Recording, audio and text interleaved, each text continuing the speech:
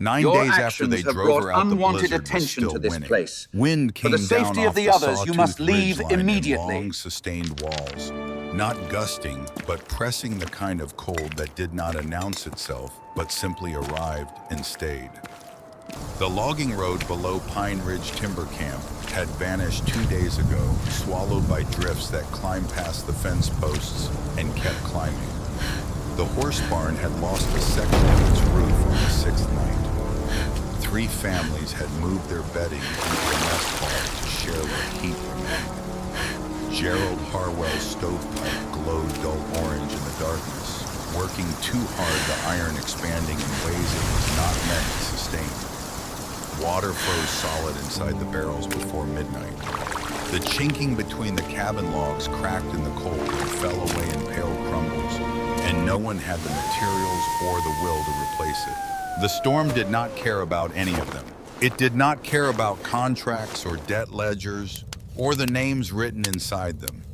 It did not care about the judgment that had been handed down in the mess hall 9 days ago, or the torn pieces of paper that had blown across the muddy yard in the last light of an October evening. It cared about nothing.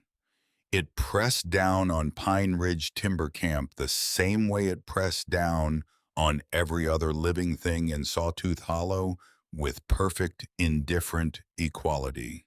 And behind a curtain of frozen water on a mountainside, where everyone below believed nothing could survive a small fire burn. The chamber was roughly 24 feet long and 16 wide, the ceiling rising to nearly 11 feet at its center, where the stone arched upward like the inside of an old cathedral no one had ever built.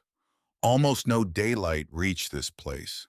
What light existed came from the fire, low and steady, in the ring of smoke-blackened stone near the far wall, and from the pale glow of the thermometer hanging from a notch in the rock.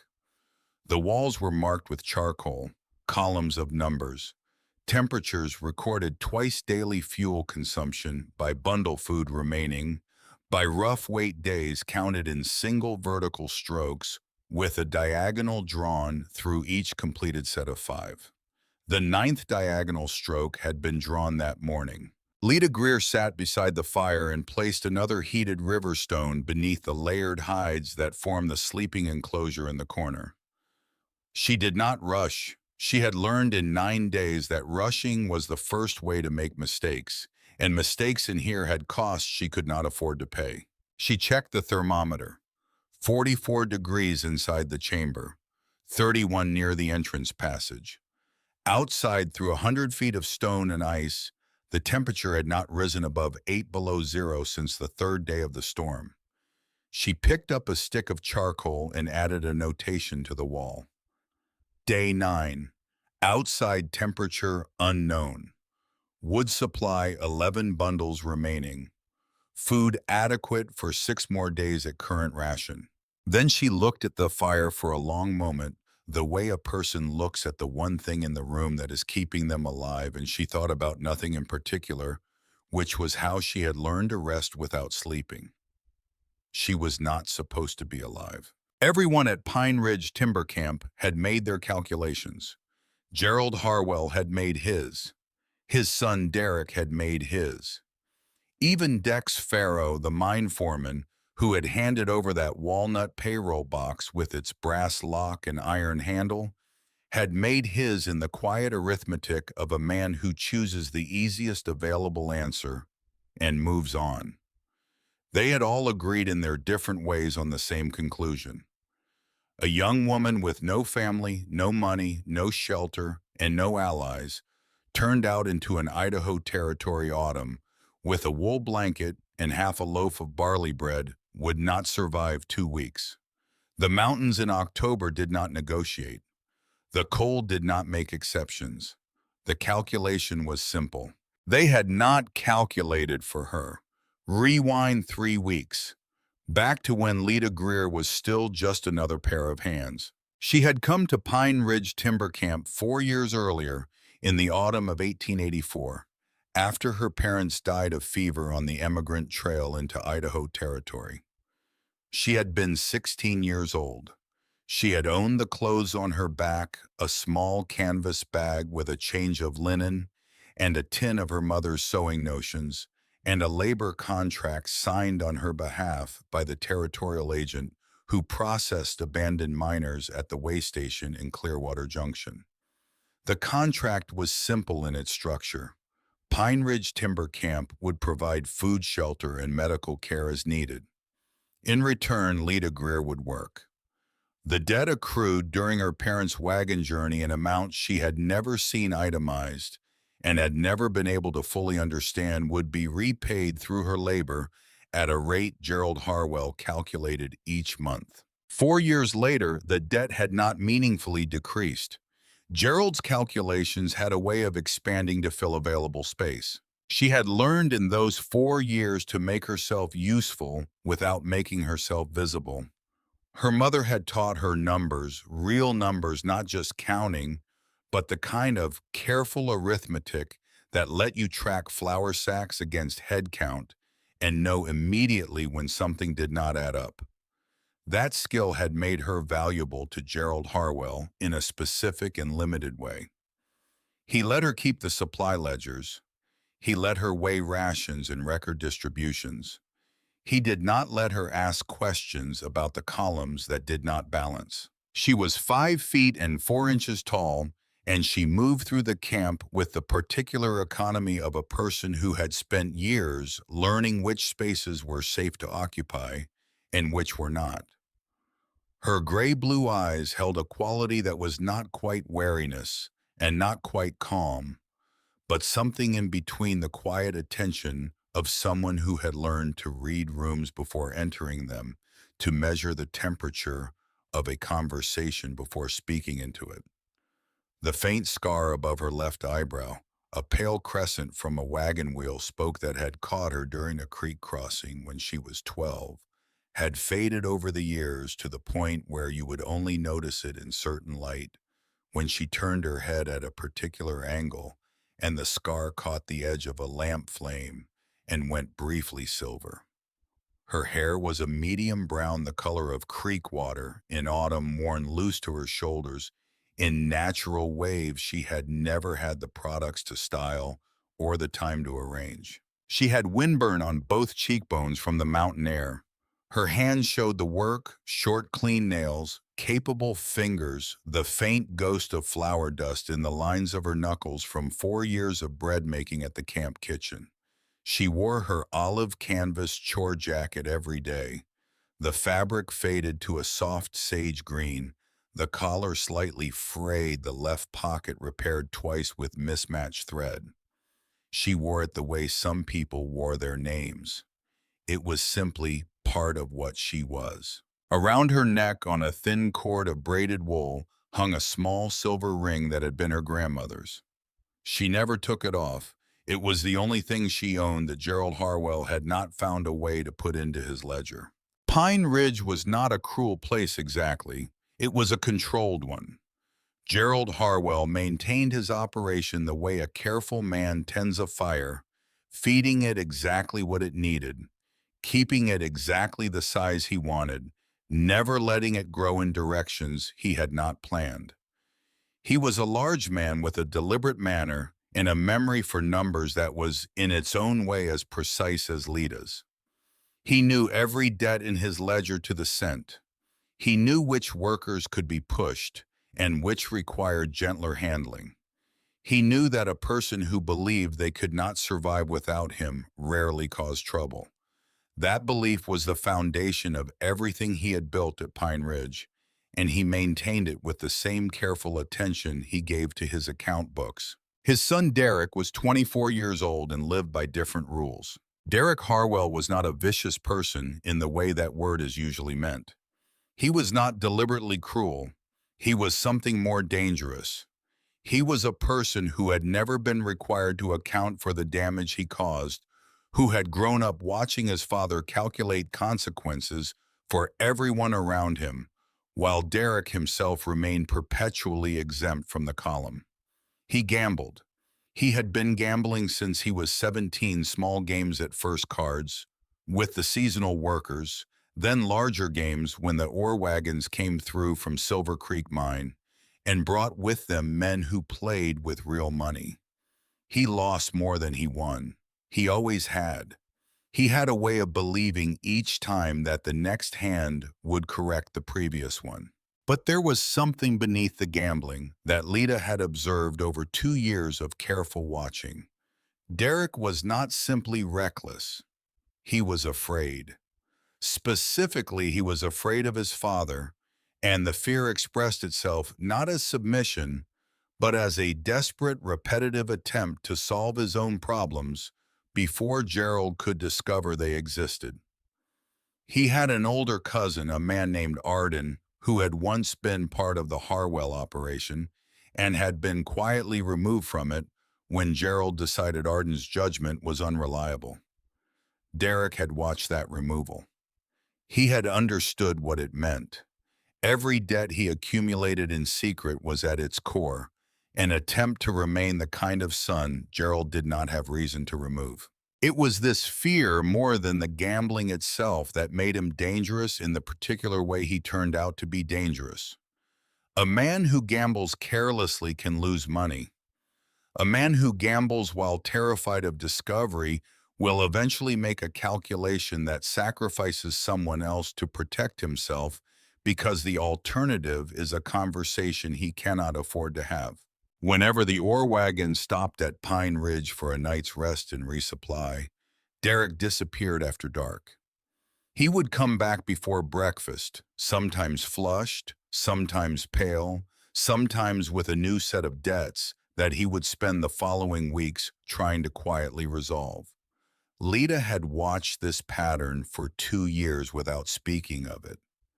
She had also twice seen him slip into the supply storehouse after hours moving quietly along the back wall in a way that suggested he did not want to be seen. She did not know what he had taken. She had not looked closely enough to know. What she understood was that the word of an indentured girl carried no weight against the word of a landowner's son, and that the first rule of survival at Pine Ridge was to know exactly which battles you could not win. Vera Hensley noticed things too, but differently. Vera was the camp laundress, a widow in her late 50s, who had arrived at Pine Ridge 7 years ago after her husband died and left her with a small debt of her own. She had worked it down to almost nothing through 7 years of steady labor, and she had learned in those 7 years the particular art of kindness in a place that discouraged it. She noticed which children went to sleep hungry and made sure her bread ration stretched. She noticed when a worker was ill and reported it early enough to prevent it spreading. She noticed Lita and did not make a production of it. One morning, Lita had found the torn sleeve of her gray cotton undershirt mended neatly and folded on her bunk, the stitches so small and even they were nearly invisible. Vera had done it before dawn and said nothing about it. That was the only kind of generosity that survived at Pine Ridge, the kind that did not announce itself. There was also Elliot Marsh, who was new. He had arrived in mid-October to teach the camp children through the winter months, a position Gerald Harwell had agreed to mostly because several of his longer-tenured workers had pressed for it. Elliot was 38, quiet, with the particular bearing of an educated man who had spent enough time in rough country to have the education worn smooth. He watched things. He wrote in a small leather notebook when he thought no one was looking. He had been at Pine Ridge for 2 weeks when the payroll box arrived, and he had not yet formed opinions about most of what he saw, but he had formed them about a few things. Derek Harwell's poker face was not as reliable as Derek believed, and Lita Greer was not what her ledger entry said she was. The payroll box arrived on the 23rd of October, 1888. It belonged to the mining crew from Silver Creek and held the wages of 32 miners, along with the stamped company script that served as supplementary payment for certain categories of supplies. The box itself was walnut, about 18 inches long, fitted with an iron handle, and a brass lock that had not been opened since it left the mining office 4 days earlier. Dex Farrow carried it himself. He was the mine foreman, a cautious man with a broad face and careful eyes, and he had made this supply run before, had trusted Pine Ridge Timber Camp before, had trusted Gerald Harwell's safekeeping before. He handed the box to Gerald in the camp office and watched Gerald lock it in the iron cabinet behind the desk. Then he went to supper. That night, Derek Harwell lost $240 at cards. The two teamsters who had won it were not men who accepted promissory notes. They wanted payment before the wagons rolled out at sunrise. They also made clear in the particular way such men communicate that they were aware of how much Gerald Harwell valued his reputation as a man of orderly accounts, and that certain information about his son's activities over the previous 6 months might find its way into conversations that Gerald would find uncomfortable. Derek sat with this for approximately 3 hours. At midnight, he retrieved the spare office key from the back of his father's desk drawer, where it had lived for 6 years. He carried it across the dark yard to the office, moving quietly. He unlocked the cabinet. He lifted the payroll box. He carried it to the abandoned weighing shed at the north edge of camp, the one that had not been used since the old scale broke 18 months ago, and Gerald had not yet found the motivation to repair it. In the weighing shed, Derek pried up a loose floorboard with the small iron bar he had brought for the purpose, lowering the box into the space beneath. He took from the box a sufficient number of silver coins to silence the teamsters until morning, and then a little more. Then he did something careful. He pulled a single piece of Silver Creek script from the box and walked back through the dark to the women's bunkhouse. He did not go inside.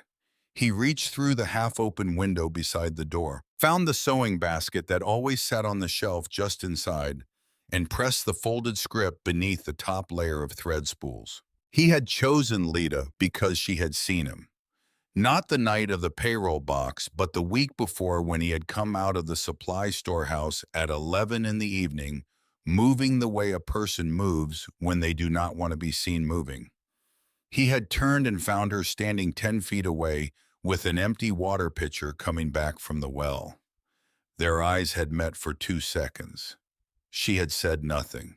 She had walked back to the bunkhouse without changing her expression. But he had spent the past week aware of that 2 seconds and what it might mean, and whether it would eventually find its way into a conversation he could not control. She was safe to blame. That was the calculation. She had no family to demand answers. She had no money to hire an advocate. She had a labor contract that placed her entirely within Gerald Harwell's jurisdiction, which meant any accusation Gerald chose to believe became functionally a conviction. And she had been present, consistently present, near the office and the supply areas because her work required it. She was in the arithmetic of blame, the path of least resistance. Derek had made his calculation the way his father had taught him to make calculations. He had found the number that worked, and he had written it down. The discovery was reported at 7 in the morning. Gerald opened the office, unlocked the cabinet, and found it empty. By 7:30, a search was underway. By 8, it had found its way to the sewing basket on the bunkhouse shelf, where the folded piece of Silver Creek script sat beneath a spool of brown thread. By 8:15, Lita was standing in the middle of the camp yard with 4 people looking at her, and the familiar sensation of a situation that had been decided before it began. She recognized the feeling. She had been navigating versions of it for 4 years. She did not cry. She had learned a long time ago that crying in front of Gerald Harwell accomplished nothing except to confirm whatever story he had already decided to tell. Instead, she looked at the script in Gerald's hand and asked 3 questions in the order that seemed most logical to her. First, the office cabinet had an iron lock. There was no sign of forced entry. How had she obtained the key? Gerald said the spare key was missing from his desk. Second, the yard outside the office was still muddy from the rain 3 days before. Had anyone looked for footprints, Gerald said the ground was too disturbed to read. Third, where was the spare key? Now Gerald did not answer this one. She looked at Dex Farrow, who was standing slightly apart from the others holding the piece of script in his own hands, now turning it over. He was not a stupid man. She could see him thinking. She kept her voice steady and said the thing she had been building towards since the search began. If I had the key and the opportunity, why would I take one piece of script and leave it in my own sewing basket? The question sat in the cold morning air. No one answered it. She looked at Derek. He was standing behind his father, slightly to the left, and he was looking at a point somewhere above her right shoulder with an expression of careful concern that she recognized as performance. His left hand was in his coat pocket. She could see, even from 8 feet away, that the knuckles of that hand were slightly abraded, the kind of abrasion you might get from prying up a wooden floorboard with an iron bar in the dark. Elliot Marsh was standing at the back of the group near the mess hall door. She did not look at him directly, but she was aware of him the way you are aware of the one person in a room who is paying actual attention. He had a small leather notebook in his left hand, and he was not writing in it, only holding it, watching. Gerald did not call the sheriff. He held the judgment in the mess hall because the mess hall was where everyone gathered, and Gerald understood that justice in a place like Pine Ridge was as much a performance as it was a verdict. Workers and seasonal hands filled the long benches. Dex Farrow sat at the foreman's table with his hands folded. Gerald stood at the head of the room and laid out the facts as he had arranged them. The missing box, the found script, the testimony of his son that he had seen Lita near the office the previous evening. He did not mention the 3 questions she had asked. He did not mention the spare key. He declared her guilty of theft in the flat administrative tone he used for all significant announcements, the same tone in which he announced meal schedule changes or new work assignments. Then he picked up her labor contract from the table and tore it in half. The debt ledger remained on the table. He did not tear that. He left it there open to her page so that everyone in a room could see that the contract was gone, but the debt remained. The message required no elaboration. By sunset, she had to be gone from Pine Ridge. She was allowed to keep what she was wearing, the wool blanket from her bunk, the tin cup from her shelf, the dull kitchen knife she had been using for 4 years to cut bread, half the loaf of barley bread that remained from the morning's baking. Nothing else. Vera Hensley stepped forward before the assembly broke up. She was holding the heavy canvas coat that had belonged to her husband, a thick, well-made thing lined with wool flannel, the kind of coat that could keep a person alive in weather that would kill them without it. She held it out toward Leda without saying anything. Her face was very still. Gerald said clearly enough for the room to hear, "Anyone who assists a thief may find certain adjustments made to their winter ration." Vera stood there for another moment with the coat extended, then she lowered it slowly and stepped back. Lita did not look at her. She understood that Vera had tried and that trying was in that room in that moment the most that could be asked of anyone. She walked out of the mess hall into the last light of an October evening in Idaho Territory. The sky in the west had gone the color of old pewter. The air had a sharpness in it that was not quite the bite of deep cold, but was its announcement. Something was coming. She could feel it in the particular way the wind moved through the gaps between the buildings, not gusting, but testing, probing for weaknesses. She had been reading weather since she was a child on a wagon that had to make decisions about when to push forward and when to stop. What she felt in that wind was not a storm, but the memory of the advance report that something much larger was 3 or 4 days behind it. She had a blanket, a cup, a knife, half a loaf of bread, and the clothes she stood in. She began to walk. The logging road south of Pine Ridge ran 14 miles to the nearest settlement. In reasonable weather, a healthy person could cover it in 5 or 6 hours. Lita was healthy enough, and the weather was not yet unreasonable, but she was also carrying the particular weight of the last several hours. The kind of weight that is not physical, but settles into the body and makes the legs move differently. She walked at a pace that was sustainable, not fast. She monitored her body the way she monitored the supply ledgers, checking the columns, noting what was present and what was not, identifying the items that were running low. Her hands were cold. She had no gloves. She tucked them alternately into the blanket she had draped over her shoulders, switching so that one hand was warming while the other managed the blanket's edge. It was not an efficient system. She began looking for something better before she had gone a full mile. The rain started as she passed the second trail marker. It was not the heavy rain of summer, but the cold, deliberate rain of a mountain October, each drop carrying a quantity of cold disproportionate to its size. The wool blanket absorbed it steadily. Within 20 minutes, the fabric had gained several pounds of water weight and lost most of its insulating capacity. The corduroy road surface turned slick. She slowed her pace.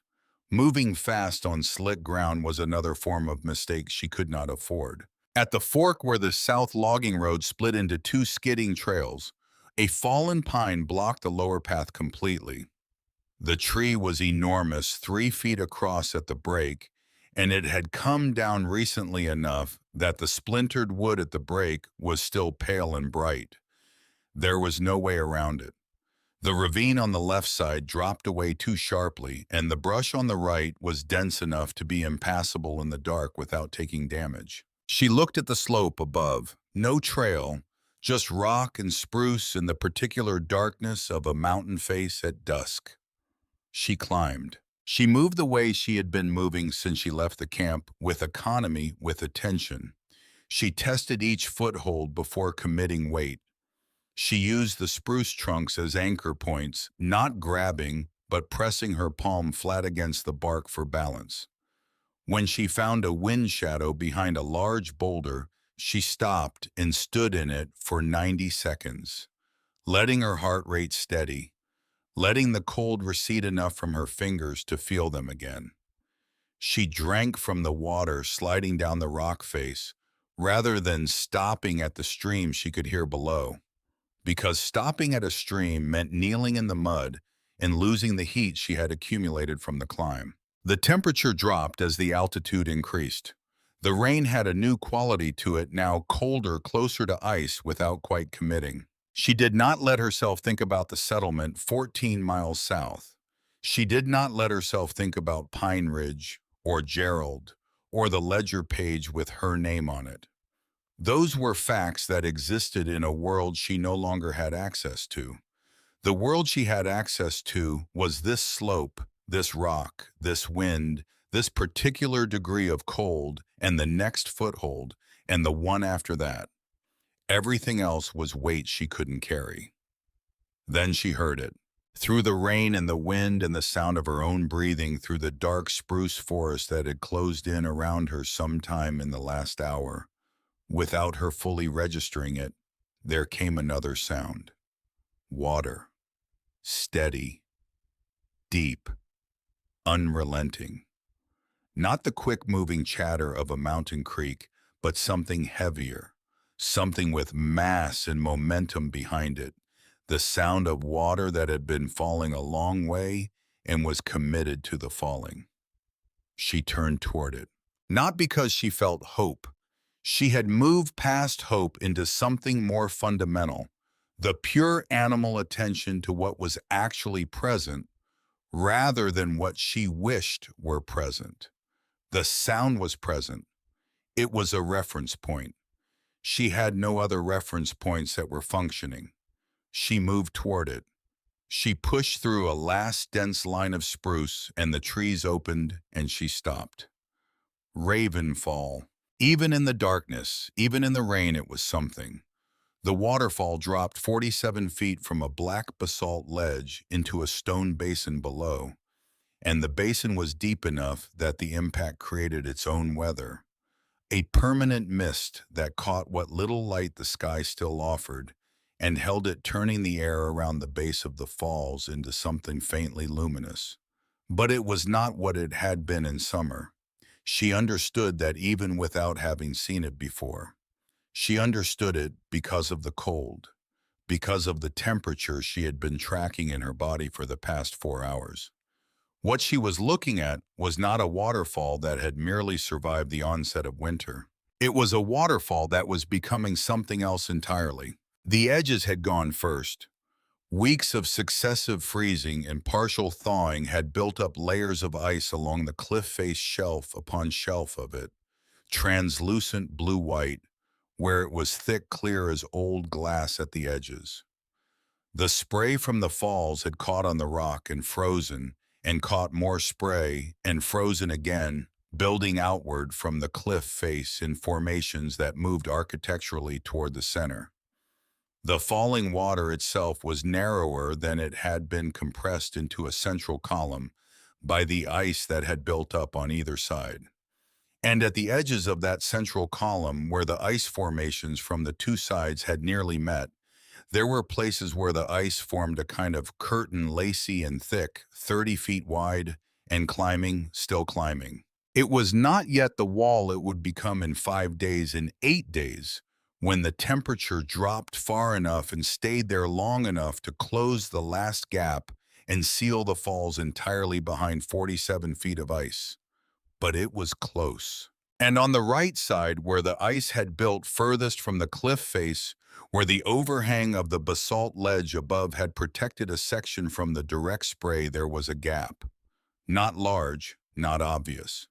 Visible only because the ice on either side caught a faint variation in the light, a darkness between two pale surfaces, a space behind the water. Lita looked at it for a moment with the gray-blue eyes that did not miss much when they were paying attention, and then she began working out the problem.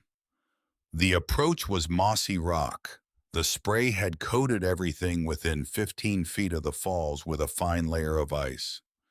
The footing would be unreliable. She needed something to test the surface before committing her weight. She found a pine branch at the edge of the spruce line.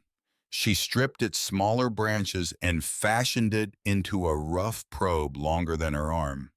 Then she tied the blanket and the remaining bread across her shoulders and back, freeing her hands. Then she moved toward the falls. She fell twice. The first fall was a controlled thing, one foot going out from under her on a patch of moss ice, her other foot finding purchase before she went all the way down, her hand catching against a boulder and holding.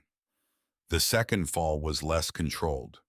Her right foot went completely, both feet left the ground for a moment, and she came down on her left side against the rock, the kitchen knife at her belt swinging on its loop and striking the stone with a sound that went through her. She lay there for 3 seconds, taking inventory. Nothing broken. Left hip bruised, possibly badly. The knife was still on its loop. She got up. At the base of the gap she found the rock face. Up close, the gap was smaller than it had looked from the tree line. Less than 3 feet high, maybe 26 inches wide. Cold air moved from it, carrying a smell she had not expected. Dry earth, old ash. Something leathered and faded, the ghost of material that had been here for a long time. She looked at the gap. She dropped to her knees, pushed the wet blanket through ahead of her, and went in sideways. The passage angled upward. She could not stand. She could not quite crawl. She moved by pressing one shoulder against the left wall and pulling with her hands against the right, working her way through in a motion that was partly climbing and partly swimming. The stone was rough against her jacket. She was aware of the olive canvas chore jacket catching on protrusions as she moved to the cord with her grandmother's ring pressing against her sternum, where it had swung forward in the descent. After the first few yards, the rock became dry. She felt it before she fully registered it, the absence of wet. The stone under her palms was dry. The air coming from ahead was dry. The cold was still there, but it was the cold of enclosed space, not the cold of open sky. The roar of the falls dropped to a deep vibration inside her chest present, but muted the sound filtered through 30 feet of solid basalt. She could still hear it. She could still feel it, but she could no longer feel the rain. She stopped in the dark and reached one hand back toward the entrance. The storm was still there. She could hear it, a distant persistence, the rain and the wind and the cold working away at the mountain the same way they had been working at it all evening. She could hear all of it. She could no longer feel any of it. The passage opened. She came out of the tunnel into a space that took her a moment to understand. She stayed on her knees, breathing, letting her hands tell her what her eyes could not yet see. Stone floor. Dry. Level within reason. The ceiling somewhere above, she could feel the openness of it, the particular acoustic quality of a room after the compressed press of the passage. Cold still, but the still cold of an enclosed place, not the moving cold of wind. She found the wall with her left hand and followed it. A ring of stones, blackened on the inside surfaces, a hearth. She kept feeling. A small metal object, dented rectangular. She opened it with her thumbs. Inside, in a nest of dry bark and thin shredded material, two small pieces of flint. She held them together in her fingers and pressed her eyes shut and understood with the particular clarity that comes when the body has been working at survival long enough to have stopped performing emotions and started simply processing information, that this was either a very good thing or a very ordinary thing that felt good because of where she was in it. She found wood, not much, a few pieces stored beneath a raised stone shelf dry enough to crumble at the edges. She built the smallest pile that might sustain a flame and struck the flint twice, 3 times. A spark caught in the dry bark. She leaned close and breathed on it, slow and even, the way her father had taught her when she was 7 years old, and they were camping on the edge of the Missouri, and the morning was cold. The bark held. A small, uncertain flame built from the base of the wood pile and steadied. In the light of that flame, she saw the room for the first time. She had prepared herself in the 30 seconds since finding the hearth for 2 possibilities. An empty cave or a cave with some minor quantity of abandoned material, a forgotten camp, the remains of a season's trapping. What the firelight showed her was neither of these things. What it showed her was something that required several seconds to take in, not because it was spectacular, but because it was layered, complex, the accumulation of decisions made by more than one set of hands over more than one span of time. Stake holes in the earthen floor precisely spaced. Elevated storage shelves built into natural ledges in the rock. A shallow depression in the far corner lower than the main floor, its purpose unclear but clearly intentional. A series of rolled hides, 5 of them 2 in usable condition and 3 ruined by mold. Small ceramic jars and crockery containers, perhaps 8 in total, most cracked or empty. A deer hide stretched on a wooden frame, its surface covered in markings made with charcoal and reddish mineral pigment symbols, and lines that corresponded, she could already see, to the kind of terrain information that mattered in mountains. Water sources, wind patterns, slopes and exposures. Needles made from bone thin and precise. Sheets of mica, translucent and rigid. A knife with a rusted blade but a good handle. And wrapped in oilcloth and nested in a notch in the wall, a small alcohol thermometer with a brass fitting at the top and a number scratched into the casing. 1879. She held it in the light of the small fire and looked at it for a long moment. The year carved into the case was 9 years old. The bone needles were older. The pigment markings on the deer hide were older still, made by hands that had come before the trapper who had added the thermometer and the ceramic jars before the particular version of Pine Ridge that Gerald Harwell had built. Someone had understood this mountain, had understood it as a connected system of shelter and water and wind and food, and they had left the record of that understanding here in a language of marks and objects and position stones. And then someone else had come and added to it, and now she was here. She put the thermometer on the highest stone shelf. She picked up the charcoal from beside the old hearth, found a flat section of wall that had not been used for marking, and drew a vertical line. One, day one. Then she looked at the fire, which was small and adequate, and hers, and at the dry, dark room around her, which was flawed and incomplete, and hers, and at the door of the sleeping enclosure she had not yet built, and the water she had not yet located, and the food supply that was half a loaf of barley bread, and the contents of whatever sealed containers she had not yet opened. She had a lot of work to do. But she had walls, she had a ceiling, she had a fire and the materials for more fire, and the knowledge of how fire worked. She had a thermometer, which meant she had numbers, and numbers in her experience were the most reliable thing in any situation. You could not argue with temperature. You could not dispute consumption rates or fuel supplies or the mathematics of remaining food against remaining days. The numbers told you what was true, and what was true was the only foundation anything could be built on. She was 20 years old and she had nothing. She had everything she needed to start. 2 hours later, she had opened two of the sealed containers and confirmed their contents. She had located the vent passage, identified it as blocked, identified the blockage as clearable, and determined that the smoke problem could be addressed in the morning when she had light and rested hands. She had eaten the remainder of the barley bread and a small portion of the dried camas and pine nuts from the first container. Eating slowly, taking her time, because the speed at which you ate when you were very hungry was the speed at which you made decisions that cost you later.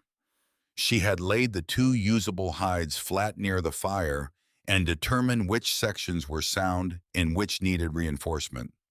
She had taken inventory of the bone needles and found 3 that were intact. She was sitting near the fire, letting her core temperature come back towards something that felt like normal when she heard the sound at the passage entrance. She went still. It was not the sound of the storm. It was smaller than the storm, more specific. A movement, a presence, something that had followed the smell of smoke and the change in air temperature to the entrance of the passage and was now working out what to do about it. She picked up the knife from her belt and held it not raised, just in hand, and waited. What came through the passage was not large. It came through in segments, a nose first, then a head, then shoulders, and body moving the way an animal moves in a new space, carefully, but without panic, gathering information. When it cleared the passage and stood in the low firelight, she saw it for what it was. A dog. Medium-sized, built, lean, and practical. The kind of build that comes from living rough rather than from selective breeding.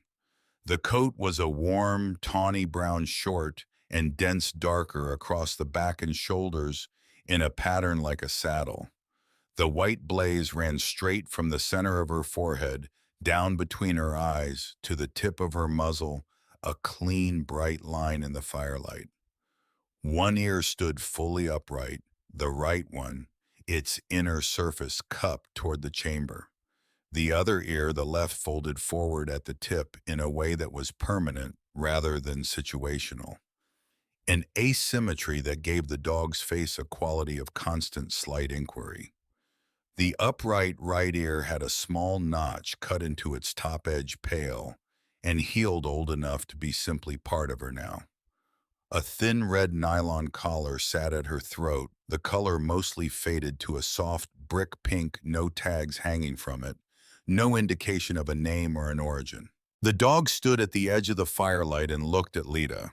Her eyes were dark amber brown, and they held in them the particular quality that certain animals have, a directness that is not human but is not entirely unlike it, a looking at rather than a looking near. She was looking at Lita, not at the fire or the room or the food, at her. Lita looked back. Neither of them moved for a moment. Outside, the rain pressed against the mountain. The fire made its small sounds. The dog's right ear tracked toward a noise somewhere in the passage behind her, then came back around to face forward. Lita reached into the canvas bag she had set beside the fire and took out the half section of barley bread she had not eaten. It was the last of it. She tore a piece about the size of her palm and held it out palm flat, the way you offer something to an animal you don't want to frighten. The dog took 3 steps forward, sniffed the bread once, and ate it from her palm. Then she stepped back to where she had been standing and sat down. "You were out in that too," Lita said. Her voice sounded strange to her own ears, roughened from hours of cold and disuse. She had not spoken to anyone since the mess hall. The dog looked at her. Lita looked at the white blaze running down her muzzle, bright even in the dim firelight, and thought of the marks on the wall behind her, the record of temperatures and fuel and days, and of the thermometer wrapped in oilcloth, and of the way that certain things that were true remained true regardless of the circumstances around them. The blaze was one of those things. It was a fixed point. It would be there in the dark, in the cold, in whatever came next. She thought of the word for something that stayed when everything else changed. Moss, she said, and found she liked it. The color of the rock outside the green-gray of the approach to the falls. Quiet and fixed, and still there, no matter what. The dog did not respond to the name in any particular way. She settled herself down onto the stone floor near the fire, curled with her nose toward her tail, and appeared to consider the matter settled. Lita looked at her for a moment. Then she looked at the fire. Then she picked up the charcoal and added a small notation beside the day 1 mark on the wall. 1 dog. Don't know where she came from. She looks like she's done this before. She set the charcoal down and leaned back against the stone and watched the fire burn. Outside, the rain intensified, pressing against the mountain from the northwest, the kind of rain that was the advance column of something much larger moving down from the northern ranges. It did not reach her. The 47-foot face of Raven Fall absorbed it, the spray adding to the ice that had already built up along the cliff face, layer upon layer, day upon day, building toward the wall that would eventually seal this entire face of the mountain from any approach that required human legs. But that would take more days of cold, more nights of temperature dropping low enough to freeze what the days only partially thawed. She had time. Not much time, but time was the one resource that could be stretched if you were careful enough with everything else. She looked at the wall where she had made her marks, the single vertical stroke for the day, the notation beside it. Tomorrow she would fix the vent. Tomorrow she would find the water source she suspected existed somewhere in the passages off the main chamber. Tomorrow she would inventory everything in this room properly, with columns and totals the way she had been taught and the way she trusted. Tomorrow there would be a list of everything she had and everything she needed and a plan for closing the distance between them. Tonight there was the fire. There was Moss asleep with her chin on her forepaws and the white blaze glowing faintly in the dark, the one ear upright and tracking even in sleep, cataloging the sounds of the mountain around them. There was the dry stone of the walls. There was the silence that was not quite silence, but was the deep vibration of the fall sealed away behind ice and rock, reduced to something that was less sound than presence. A reminder that outside there was cold and water and wind, and a world that had decided quite firmly that she did not belong in it. She was 20 years old. She had been called a thief in front of everyone she knew. She had been handed a knife and half a loaf of bread and told that the mountain would do what the mess hall had decided. She had climbed in the dark and the rain and fallen twice, and found this place by the particular logic of having no other direction left to walk. She was also for the first time in 4 years not in debt to anyone. Whatever she built here, she would build herself. She fed one more stick to the fire and watched the flame take it, and did not think about Pine Ridge or Gerald or the ledger with her name in it or the look on Derek Harwell's face when he had kept his hand carefully in his coat pocket to hide the marks left by the floorboards of the weighing shed. She thought about the vent passage, about the angle of the blockage, about how long it would take in the morning with the bone needle and the rawhide cord and the long piece of sapling she had noticed near the entrance to clear enough of the obstruction to make the draft functional. She thought about what needed to be done next. That was the only thought worth having.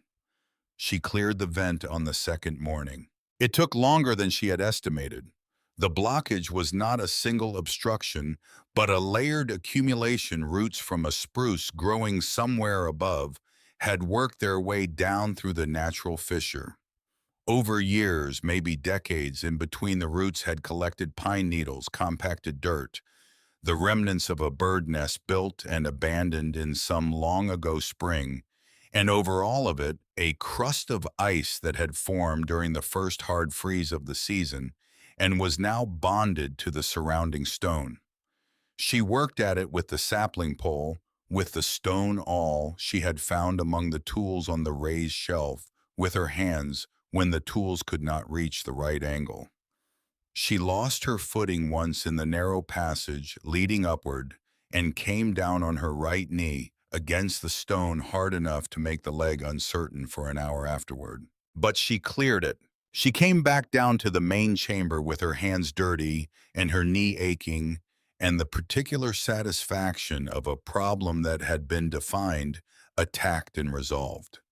She built a small fire of bark shavings beneath the vent opening, before adding the main fuel the way you warm a chimney flue, before asking it to draw, coaxing the column of cold air to begin moving upward before loading it with smoke it had to carry. She lit the bark. She watched the smoke. It rose toward the vent, hesitated at the cold stone above, trembled. Then it went up. She stood very still and watched for 3 minutes. The smoke did not return.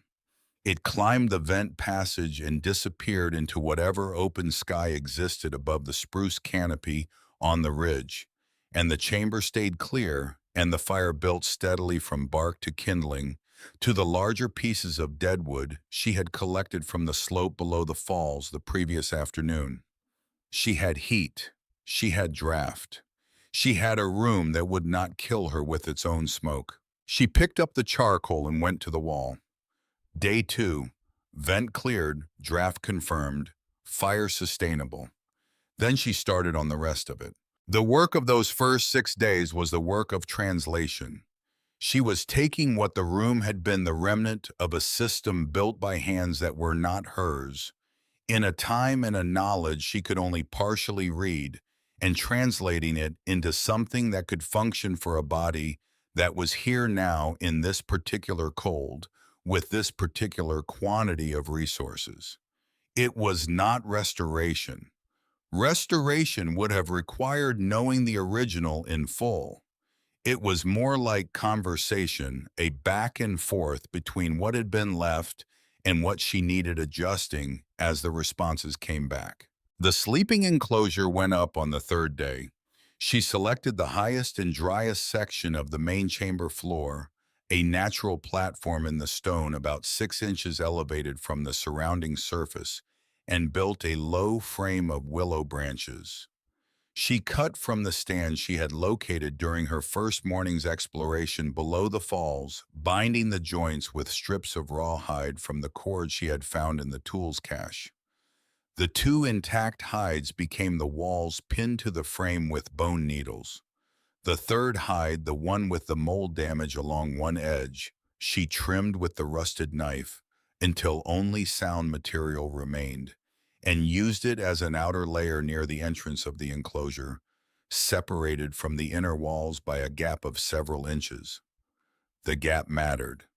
Still air trapped between layers held warmth in a way that thick material alone could not. She had learned this by accident the previous winter when she had doubled her blanket by folding it, and found that the folded version was warmer than the single layer at any equivalent thickness. The principle was the same. Dead air was insulation.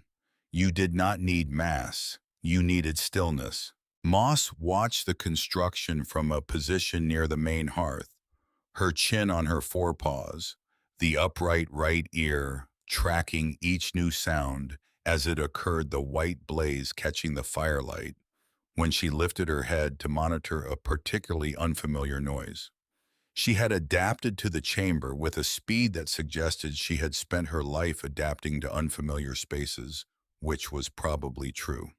She slept near the fire when Lita was working inside and appeared at the entrance passage when Lita went outside, falling into position slightly behind and to the right without being directed there. She did not bark. She did not whine. She communicated in the way of animals that have learned to survive without drawing attention to themselves through posture and the direction of her ears and the particular quality of her stillness when something in the environment warranted stillness. On the fourth day, a shelf collapsed. Lita had rebuilt the main storage platform using the materials available: rawhide cord and salvaged wood lengths and the stone corbels that had originally supported the structure, and the rebuilt version had seemed solid. It was not. The weakest joint failed under the weight of the intact ceramic jar, the one sealed with beeswax that held the medicinal materials, and the whole right side came down in a crash that sent the jar skidding across the stone floor. The jar did not break. She sat in the aftermath and looked at the collapsed shelf and the unbroken jar and breathed for a moment.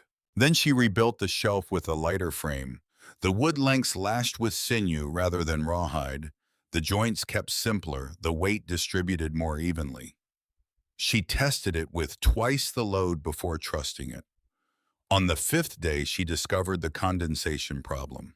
She had placed one of the intact hides against the stone wall of the sleeping enclosure as additional insulation, pinning it flat to the surface. She came back from a morning of checking the snare she had set the previous day to find the hide damp on its inner surface. Not from any external water source, from the wall itself. The stone was absorbing the warmth from the chamber and returning cold in its place, and where the hide touched the stone directly, the temperature differential was creating moisture between them. She pulled the hide away from the wall, created a gap with a framework of thin willow rods, and the problem resolved itself over 2 days. Each failure was a lesson delivered by the room itself. She wrote them on the wall not as failures but as data. Shelf joint failure, redistribute, weight use, sinew, simplify joints. Hide against stone requires air gap. Vent draw insufficient in northwest wind. Pre-warm flue column before adding fuel. The wall became a manual specific to this chamber, specific to this mountain, specific to her. For heat distribution, she settled on a system she had worked out through 3 nights of experimentation. 4 river stones, each approximately the size of a large loaf of bread, placed beside the fire each evening and allowed to heat slowly for 2 hours. Never placed in the coals directly, which risked cracking them, but beside them close enough to absorb sustained heat. Wrapped then in scraps of the damaged hide, they went beneath the bedding of the sleeping enclosure, 2 at the foot and 2 along the sides, and they released their heat slowly through the night, warming the air inside the enclosure in a way the fire alone burning down as she slept could not maintain. On the evening of the seventh day, she ran a deliberate test. She built the sleeping enclosure's fire to its normal operational state, placed the four heated stones, and took the thermometer inside with her. She left it for 1 hour. When she checked it, the interior of the enclosure read 52 degrees. She went to the entrance passage and held the thermometer in the draft there. 30 degrees. She climbed to the vent passage and extended the thermometer as far as she could reach. The mercury dropped to the peg. She pulled it back. Outside, by her best estimation from the behavior of the ice formations at the falls and the sound the wind made in the spruce canopy, the temperature was somewhere below 20 degrees, possibly below 15. Inside her sleeping enclosure, with one bundle of wood consumed over the course of an evening, it was 52 degrees. She went to the wall and wrote it down. Day 7. Outside estimated below 20. Enclosure 52. One bundle. Smoke clean. Hides dry. She set the charcoal down and looked at what she had written. The numbers did not describe how she felt. They described what was true. What was true was that she had built a place that could sustain a living body through a night that would kill anyone still outside without shelter. What was true was that she had done it with rusted tools and salvaged material, and the particular kind of attention that her mother had tried to teach her about numbers, that they were not just record-keeping, they were reality. And reality was the only foundation anything real could be built upon. She put the thermometer back on its shelf. Moss came and lay down near the enclosure entrance. Her nose pointed outward toward the main chamber, the upright ear still monitoring. Lita pulled the hide walls of the enclosure closed and lay down on the bedding and felt the warmth of the stones working upward through the layered material and listened to the falls outside, reduced now to a low vibration in the stone, and did not think about Pine Ridge. She thought about food. The warmth problem was solved, or solved enough to be stable. The water problem had been solved on day 3 when she had followed one of the symbols on the deerhide map, a wavy line beside a circle through a low passage off the main chamber's north wall, and found a spring seeping from a fissure in the rock, cold enough to numb her fingers in seconds, but liquid, clean-smelling, not frozen, fed from somewhere deep enough in the mountain that the surface temperature did not reach it. She had been drinking from it since. It would not freeze. The mountain's internal temperature at that depth was constant regardless of what happened on the surface. But the food was a problem that the spring and the sleeping enclosure could not solve. She had done the inventory on the first day and confirmed it on the third. The sealed containers held dried camas, root and pine nuts, the service berry cakes, and the medicinal herbs. Combined with the small portion of pemmican she had trimmed and tested, the total could be stretched at the most conservative ration she was willing to attempt to perhaps 12 days. 13 if she was very careful about the pine nuts. After that, the containers would be empty, and she would be dependent entirely on what she could obtain from the mountain itself. So she turned to the deerhide map. She spent an evening studying it with a thermometer's small case as a straightedge, tracing the relationships between symbols, looking for patterns. She could not read the markings as language. They had not been made as language, or not primarily. They were more like the ledger she kept for Gerald, a compressed record of information that someone who knew the system could extract, and someone who did not know it could not. She did not know the system, but she had been reading compressed records her whole working life, and she understood that information in a record had to correspond to reality somewhere, and that if you looked at the reality carefully enough, you could sometimes reverse engineer the record. The wavy line near a circle, the spring, she had confirmed that. So the notation system was spatial and functional, marking where things were and approximately what they did. She went through the other symbols looking for the spatial logic. 3 short marks beneath the slope, a shape that suggested if she tilted her head, animal tracks. A double line running southeast from a point she could identify as approximately the chamber's location. She tested each one against the mountain. The 3 short marks beneath a slope corresponded after 2 hours of exploration on a morning when the weather was merely cold rather than dangerous. To a south-facing exposure on the ridge above the falls, a stretch of rocky ground where the angle of the slope and the direction of the prevailing wind combined to sweep the snow away and leave the ground relatively clear. She noted it, not immediately useful, but potentially useful in ways she could not yet see. The animal track symbol led her to the willow flat she had already found below the ridge, the stand she was cutting from for her construction materials. But it was not pointing at the willows themselves, it was pointing at the ground beneath the willows, where the snow was crossed in multiple directions by the pressed-down trails of snowshoe hares. She had noticed the trails before without focusing on them. She focused on them now. She found the tools for trapping in the cache, a piece of flat spring steel that had once been part of a mechanical trap, still functional if incorporated into a new design, and sufficient rawhide and sinew to make snare loops. She spent an afternoon working out the mechanics of the snares, how large the loop needed to be relative to the trail width, how high it needed to be set off the ground, what material would hold tension without triggering prematurely.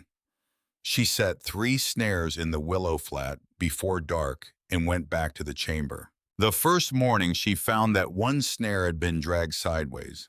The bait she had placed, a small strip of the pemmican she had trimmed earlier, was gone.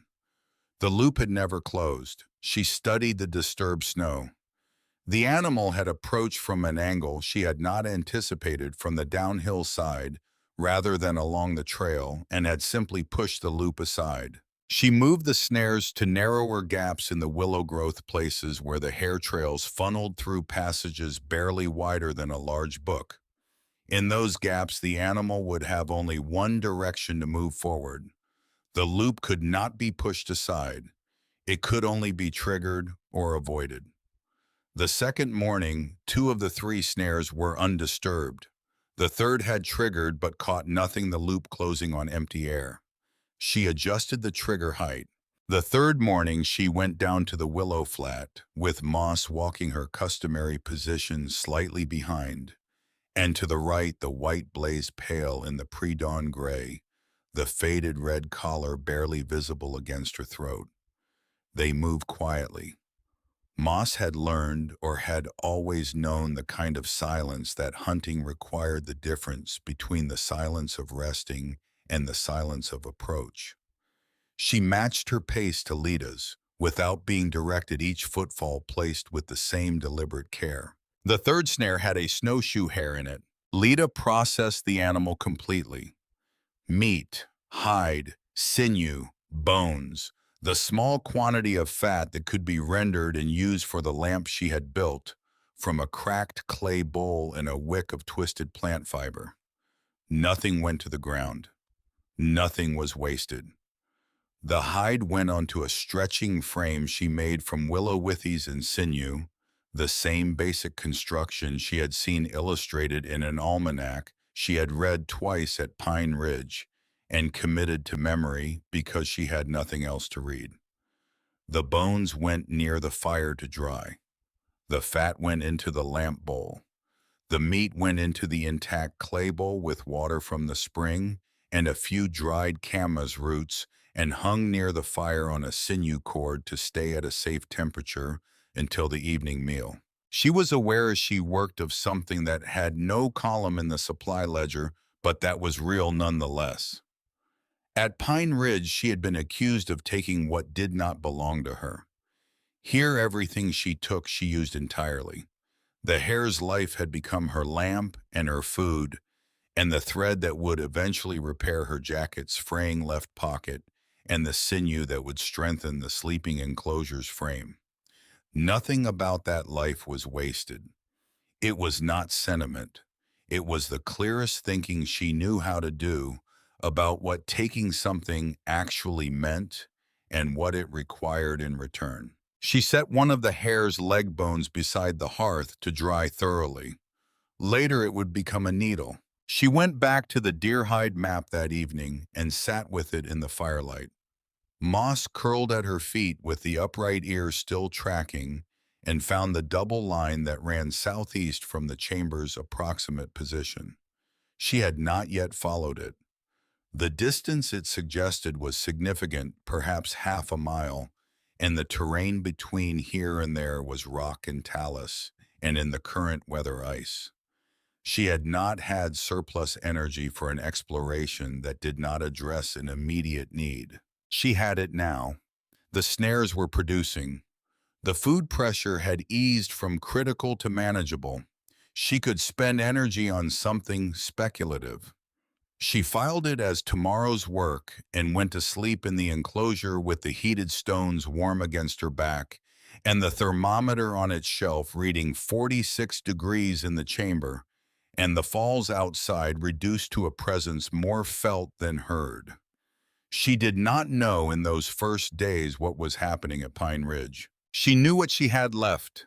She had left a camp where the snow had been building since mid-October, and the firewood supplies, always calculated tight by Gerald Harwell's careful accounting, were not built for the kind of extended cold that the Sawtooth Range produced in a hard winter.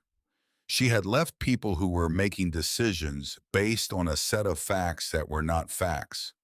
She had left Vera Hensley, who knew things but could not say them. She had left Elliot Marsh, who watched things and wrote in his notebook and had not yet found the moment to do anything with what he had observed. She could not know about Dex Farrow.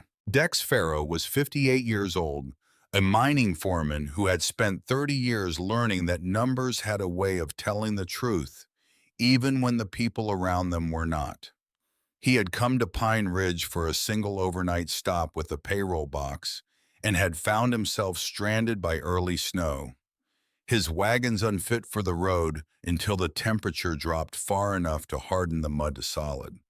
He was a man who had seen enough bad luck to know the difference between it and design, and he had been watching Gerald Harwell explain the disappearance of the payroll box in ways that mathematically did not hold. The numbers were wrong, not by much, not in ways that a person in a hurry would notice. But Dex was not in a hurry. He was stranded at Pine Ridge with nothing to do but eat Gerald's food and stare at Gerald's account books and compare what he was being told about the stolen amount against what he remembered of the box's contents from when he had loaded it himself 3 days before it arrived at Pine Ridge. The discrepancy was not enormous, but it was specific, and specificity in his experience was always meaningful. He had started asking careful questions about the timeline of the night the box disappeared. He had not found answers that satisfied him. But asking questions of Gerald Harwell and Gerald Harwell's camp with no physical evidence and no witness willing to speak was a different matter from knowing the answers. He kept his conclusions to himself and kept watching. Vera Hensley had stopped speaking in the mess hall when Gerald was present. She had a canvas coat hanging from a peg beside her bunk, a man's coat heavy and well-made, that she brushed the snow from each morning the same way you maintain something you intend to use. Dex had noticed it. He had not asked about it. He was a patient man, and he had learned that some questions answered themselves if you gave them enough time. Then Cress Wade came back from his northern trap lines. Cress Wade was 63, and he had been trapping the Sawtooth Range since before Pine Ridge existed, since before the road into the timber country had been more than a deer track. He knew these mountains the way you know a place you have spent 30 years reading in detail, not as landscape but as system, as a set of relationships between water and slope, and exposure and prevailing wind that produced predictable outcomes if you understood the variables. He had come down from his lines early because the pressure drop he was reading in the behavior of the spruce canopy suggested a storm system larger than the usual early winter series, and he wanted to be at a lower elevation before it arrived. He reported in the matter-of-fact way of a man accustomed to noting anomalies in a system he knew well, that he had observed smoke rising from the cliff face near Ravenfall. Not steam, not the cold exhalation of a warm spring meeting frozen air. Smoke. Thin pale, the color of old wood burning cleanly, rising from a point in the ice-covered cliff face where no fire should have been possible. The mess hall went quiet in the particular way that spaces go quiet when a piece of information arrives that reorganizes everything around it. Gerald said it was steam from a thermal vent. His voice had the careful flatness of a man constructing an explanation in real time. Derek said it before his father finished the sentence, cutting across the room with a certainty that was too fast for the question. She can't be alive up there. Someone should check before she finds her way back. Elliot Marsh, standing near the door with his notebook closed in his hand, turned his head toward Derek and held the look for a moment. An innocent man in his experience wanted the truth to be found because the truth was the thing that would exonerate him. Derek Harwell seemed less interested in the truth and more interested in ensuring that certain other truths remained buried. The distinction was not subtle if you were paying attention. Early winter ice around those falls can kill 3 men before they reach the rock face, Kress said. He was not arguing. He was stating a condition. I won't guide anyone up there in this. 3 days later, Gerald removed Cresswade's credit at the company store. It was the only store within 14 miles that stocked the supplies a trapper required, and Gerald knew this as well as Kress did. It was the instrument of control that Gerald reached for when argument failed. The store was the last leverage he held over the men who moved in and out of the timber country, and he applied it with the precision of a man who had been using it for years. Kress accepted the removal of his credit without visible reaction. He bought what he needed from his own existing stock, repacked his supplies, and spent 3 days conducting his own assessment of the approach to Ravenfall from the eastern ridge where the wind had swept most of the accumulated snow away, and the footing was better than the creek bed route that everyone else would instinctively choose. He chose a morning when the camp was occupied with storm preparation and no one was watching which direction he walked. He went alone on the 4th day in the early morning before the light was fully established, and he took the eastern ridge route he had been planning since the day Gerald removed his credit. Lita saw him first. She had developed the habit in 9 days of living behind the ice wall of making a circuit of the available vantage points each morning. Not for any specific surveillance purpose, but because reading the landscape around a fixed position was the same category of work as reading the supply ledger. You noted what was present, what had changed, what should be there and wasn't, what shouldn't be there and was. She had a narrow ledge above the falls that gave her a view of the eastern approach, and she was on it when she saw the figure moving along the ridge. She recognized the way he moved before she could see his face. An old man who knew mountain terrain moved differently from any other kind of person. There was no wasted energy. Every step was placed with the deliberateness of someone whose knees and hips had long since stopped tolerating casual inattention to the ground.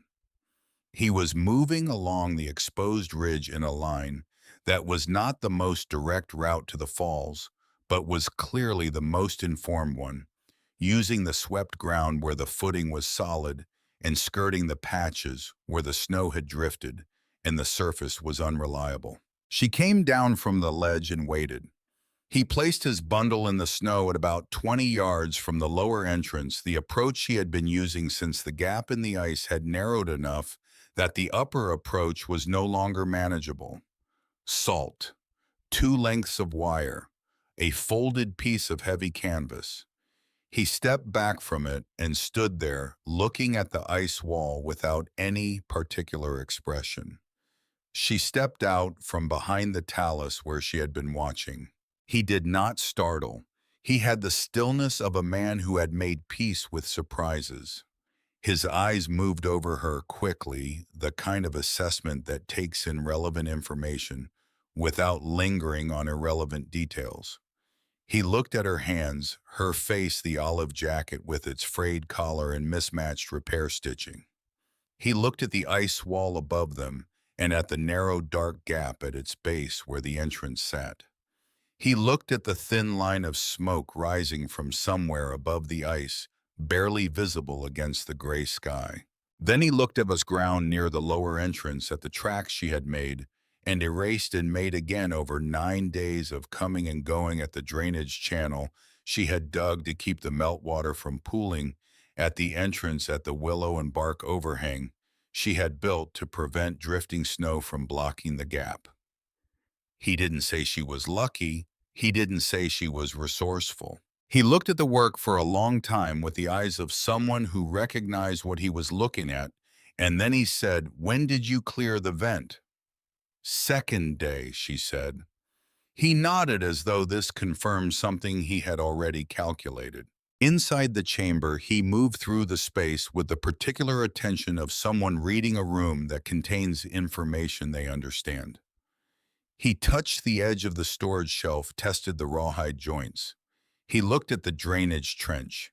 He examined the sleeping enclosure's layered wall structure without touching it. He found the deer hide map on its frame and stood before it for a long time. "Shoshone travel routes," he said, indicating the older layer of markings, with 2 fingers held near but not touching the hide. "Some of them are old enough that the passes they mark don't look the same now. 30 years of snowpack changes a slope." He moved his hand to a different section. "The trapper who added to this, I knew him. Ezra Briggs. He wintered in these mountains in 76 and 77. He died of fever in 79 down in the valley. He was here before that." He turned from the map and looked at the charcoal entries on the wall. "The person who built this place would recognize what you're doing," he said. He said it quietly, not as a compliment, but as a statement of fact, the way you would say that the temperature today was consistent with the temperature yesterday. He sat with her for perhaps 20 minutes. He told her what he had observed at Pine Ridge. Derek's too-fast certainty in the mess hall. Dex Farrow's quiet arithmetic. Vera and the coat she kept ready. He told her that Gerald had hired loggers to go to the falls with Derek, and that he had declined to guide them, and what that refusal had cost him at the company store. Then he told her about the storm. "The pressure's been dropping for 4 days," he said. "Not the usual early winter pattern. The birds are flying low and tight, staying in the spruce canopy instead of moving. The wind shifted northeast this morning, which means it's pulling moisture from the North Range." He paused. "What's coming is not a regular storm." She did not ask him if he was certain. She looked at the wall where she had recorded her fuel supply, 11 bundles remaining as of that morning, and began calculating. He stood up to leave. He paused at the deer hide map again. He touched one of the symbols in the lower right section, the double line running southeast. "That marks a lower route through the talus," he said. "About half a mile. Comes out in a willow break on the south side. There's a second entrance to the system down there. Smaller, harder to find, but usable if the upper approach becomes impossible." She looked at the symbol. She had not yet followed the double line. "I've been meaning to," she said. He nodded. He picked up his pack. At the entrance passage, he stopped and looked back at the charcoal marks on the wall, the columns of numbers and the daily strokes, the notations about temperature and fuel and failures corrected. "The person who built this place," he said again, "would recognize what you're doing." Then he ducked through the entrance and was gone, and she was alone in the chamber with the fire and the numbers on the wall, and the information he had left her, and the growing certainty that what was coming would require everything the room could do. She spent the rest of that day following the double line on the deerhide map. The lower route was exactly as marked, a passage through the talus field on the south side of the falls, hidden from any approach by the angle of the rock and the density of the willow growth. The entrance was a low gap between two large stones that had fallen against each other, creating a natural arch. She had to remove her pack to get through. Inside, the passage was smaller than the upper one, lower ceiling, less finished in the way that natural spaces sometimes accommodate extended occupation and sometimes simply exist. But it connected, after perhaps 60 feet of difficult crawling, to the lower section of the main chamber's network, coming up through the floor of a side passage she had noted but not fully explored. She spent an hour assessing it. Then she went back to the main chamber and began preparing for what Cress had described. She moved methodically, the way she moved through everything now, without rushing, without the kind of efficiency that sacrifices thoroughness for speed. The tinder supply was divided into 3 separate containers and stored in 3 different locations. One near the hearth, one in the sleeping enclosure, one in a notch in the wall near the lower passage entrance. If the fire went out and she needed to restart it, she would not be dependent on a single supply surviving whatever had caused the fire to go out. The firewood was split between the main hearth area and the deepest section of the system, where it would stay dry regardless of what the entrance passages did in a sustained freeze. The food jars were moved to the sleeping enclosure shelf above the ground and away from the entrance cold. She reinforced the canvas baffle she had hung across the lower entrance, adding a second layer of rawhide behind it to create an air pocket that would slow the infiltration of cold from outside. She built a small roof of willow and bark over the entrance gap to prevent drifting snow from blocking it. She set the long clearing pole beside the vent passage so it would be immediately available for maintenance in the dark. Then she ran a test. She took the thermometer inside the sleeping enclosure with a single bundle of wood on the fire, and the outside temperature estimated at 6 degrees below zero. She waited. After 2 hours, the enclosure read 49 degrees. The draft was weaker than it had been before the pressure change, pulling less strongly through the vent, but it held. The smoke went up. The hides were dry. She looked at the thermometer for a long moment. Outside, the mountain was preparing for something. She could feel it in the behavior of the air pressure in the vent passage, in the way the ice at the lower entrance was forming differently than it had the previous week, in the subtle change in the color of the cold that came in when she opened the baffle. She had been reading conditions for 9 days with the attention of someone whose life required the readings to be accurate. She went to the wall and wrote day 12. Pressure dropping. Northeast wind. Lower entrance reinforced. Tinder separated. Wood split to inner storage. Vent draft weaker holding. Test outside estimated -6. Enclosure 49. 1 bundle. She set the charcoal down. Moss was lying near the sleeping enclosure entrance, her chin on her forepaws, the faded red collar barely visible against her tawny coat, the white blaze bright against her dark forehead. The upright ear moved twice, tracking something in the lower passage, then settled. Outside, the wind shifted. Lita heard it change in the way the vibration of the falls altered its pitch, the deep resonance in the stone moving to a slightly higher register as the wind pressed the water column from a new angle. Northeast, exactly as Cress had said. The moisture-laden air from the northern ranges carrying its payload of water that would freeze on contact with every surface it reached. The ice wall at Ravenfall would be receiving its next layers tonight. By morning, the gap at the lower entrance would be smaller. She was not afraid of that. A smaller gap was harder for a person to enter, which meant it was harder for Derek Harwell and whatever loggers Gerald might send with him to find, even if they came looking while the storm was in progress. The ice wall that sealed Ravenfall was not only a prison that had trapped her, it was a wall that stood between her and everything that wanted her dead. She had understood this from the second day when the gap in the upper face had narrowed enough that she could feel the change in the air pressure inside the chamber as the ice grew. The mountain was closing around her the way a hand closes around something fragile, and that closing, which should have been terrifying, was instead the thing that would keep her alive.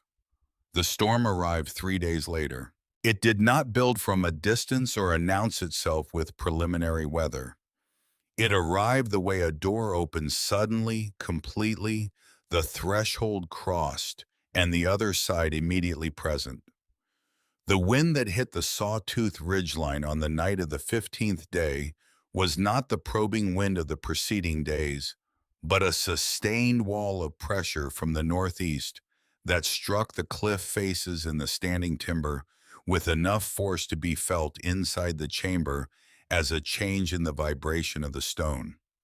The temperature dropped 11 degrees in the first 6 hours. In Pine Ridge Timber Camp, the drop was catastrophic. Gerald's stovepipe, which had been running too hot for a week, cracked at the elbow joint on the second night.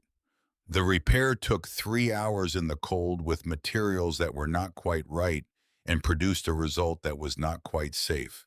And for 2 days the mess hall smelled of smoke, and every window was open a crack despite the cold to prevent the air from becoming unbreathable. The horse barn had already lost its partial roof. The remaining horses were moved into the equipment shed, crowding it beyond its design capacity, and the heat of their bodies combined with the building's inadequate insulation to produce condensation on the interior walls that froze overnight and had to be chipped away each morning to prevent the walls from cracking. The firewood supply became critical on the third day of the storm.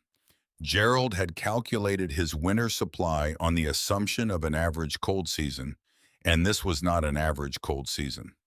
The camp's woodlot was reduced to its emergency reserve before the storm had finished its first week. Meanwhile, inside the chamber behind the ice wall, Lita kept her schedule. Every 3 hours, she checked the vent passage. She extended the clearing pole through the upper section and confirmed that the draft was moving. She recorded the temperature at the vent opening and compared it to the chamber temperature and the enclosure temperature, tracking the differential. When the differential changed in ways that suggested a new blockage was forming, she worked the pole until the draft returned to its previous quality. Every 6 hours, she broke the ice from the lower entrance. The baffle system was doing its work, slowing the cold infiltration from outside, but the ice still built at the edges of the gap, and if she let it go unmanaged for too long, the gap would seal itself, which would eliminate her secondary exit route. She chipped with the stone awl, working carefully to remove ice without disturbing the structural integrity of the entrance stones. She ate once daily in the evening from the food stores she had carefully rationed. Rabbit meat from the snares she could no longer check with the storm in progress, supplemented by camas and pine nuts measured in spoonfuls. She ate slowly as she always did, and she drank from the spring which continued to flow from the mountain's interior, regardless of what was happening at the surface, indifferent to Gerald's firewood problems and Derek's calculations and the particular architecture of the storm pressing down on Sawtooth Hollow from the northeast. On the 5th day of the storm, she heard something unexpected in the lower passage. Not ice, not the shifting crack of the cliff face adjusting to temperature. A sound that was organic, effortful, the sound of a living body moving through a space that was not designed for easy passage. Moss raised her head from the sleeping enclosure entrance, the white blaze bright against her dark coat. The upright ear swiveled toward the lower passage and stayed there fully extended, reading the sound. She did not growl. She stood slowly and placed herself between the passage entrance and the fire in the position she took, when something unfamiliar was approaching, and she had not yet determined what it required. Lita reached for the restored trapper's knife on its shelf and held it at her side, not raised, and waited.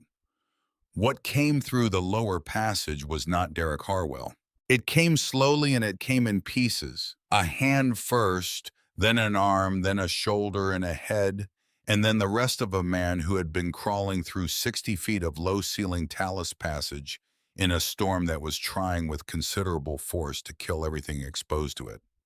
He came out of the passage onto the floor of the side chamber and lay there for a moment not moving, which told her something about his condition before she had seen his face. She was across the chamber and kneeling beside him before she had decided to move. Elliot Marsh's hands were the color of old candle wax. His face had gone past red into a pale grayish blue at the cheekbones and the bridge of his nose, and his breathing was the shallow, rapid breathing of a body that was working very hard at a metabolic task it was beginning to lose ground on. His eyes were open, but focused on something above her head that was not the ceiling. She did not move him toward the fire. She knew from the almanac she had read at Pine Ridge, and from the particular arithmetic of temperature and tissue that she had been tracking for 15 days in this chamber, that rapid rewarming of severe cold exposure could produce consequences as serious as the cold itself. Blood vessels constricted by cold suddenly flooded with warm blood. The shock of the differential. She had read about it in the context of animals revived incorrectly after exposure, and she had no reason to believe the principle did not apply to humans. She wrapped him in the two driest hides from the sleeping enclosure storage, working quickly and efficiently, layering them around his core rather than his extremities. She brought water from the spring in the intact clay bowl, heated it near the fire until it was warm, but not hot, and held the bowl to his lips. "Small sips," she said. "Don't swallow fast." His eyes focused. He looked at her with the recognition of a man who had been looking for something specific and found it in a place that matched neither his expectations nor his fears. He drank, slowly, the way she had told him. She moved a heated stone from the enclosure bedding and placed it wrapped in hide near his feet, not touching him 2 inches away, the radiant heat reaching him without the shock of direct contact. She monitored the color of his face. After 30 minutes, the grayish blue had receded from the bridge of his nose. After an hour, it was gone from the cheekbones. His breathing was slower and deeper. He did not speak for the first 3 hours except in fragments, and she did not ask him to speak more. She had things to do.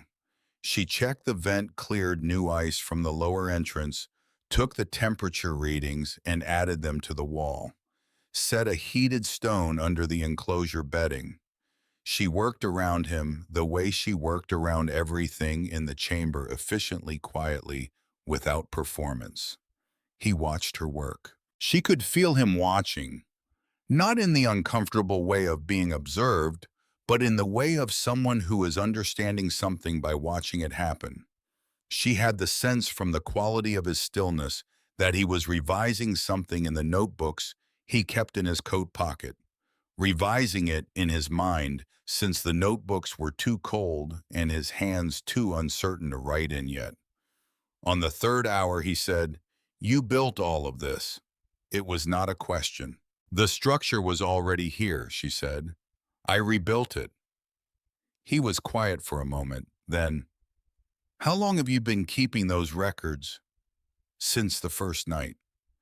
He turned his head toward the wall where the charcoal columns ran. She watched him read them, moving from left to right, top to bottom, the way a person reads who is looking for the logic of a system, rather than just the individual entries.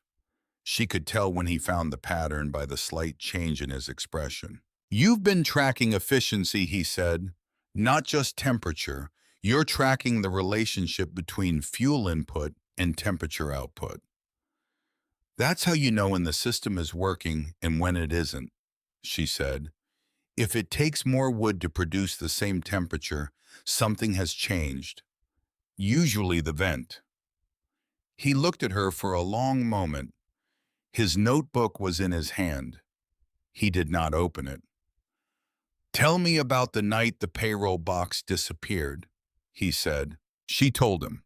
She told it in the order it happened, the way she organized everything from the most general to the most specific. The arrival of the box, the overnight arrangement, what she had heard and seen in the following morning, the three questions she had asked, and the answers she had not received. Derek's hand in his coat pocket, the abraded knuckles she had noticed from 8 feet away. She told it without emphasis or decoration, because emphasis and decoration were the tools of people who needed to convince someone of something, and the facts organized in their proper sequence did not need her help to be what they were.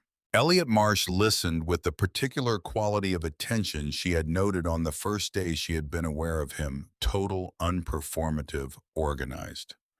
He was not listening sympathetically. He was listening the way a person listens who is comparing what they are hearing against something they already know. When she finished, he was quiet for a long time. "Derek refused to meet your eyes during the entire proceeding," he said finally. "I noted it at the time. I also noted that he didn't look toward the location where the box had been kept. A man who had genuinely witnessed something tends to look toward the place where it happened. Derek looked only at your face and only when you were not looking at him." He paused. "The weighing shed has been locked since the morning after the box was reported missing. I tried the door on the third day and found it secured. It had not been secured before." She looked at him. "There's more," he said.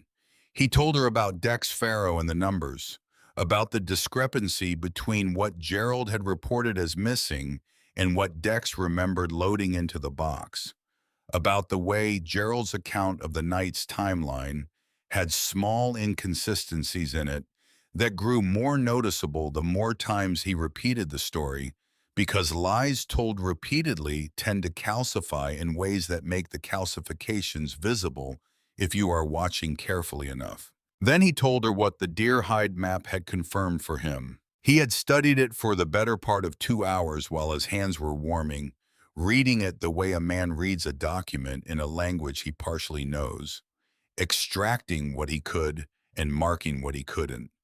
The symbols he recognized corresponded to every discovery she had already made herself. The wavy line and circle she had found the spring on day 3. The double line southeast she had used the lower passage. The hand symbol warning against poor draft she had diagnosed and solved the vent problem before she understood what the symbol meant. He named each one in the order it appeared on the map, and each time he named one, it was something she had already found. She had found every piece of this knowledge herself with her own hands and her own feet and her own capacity for accurate observation, working in conditions that would have ended a person who was waiting to be taught. He hadn't taught her anything.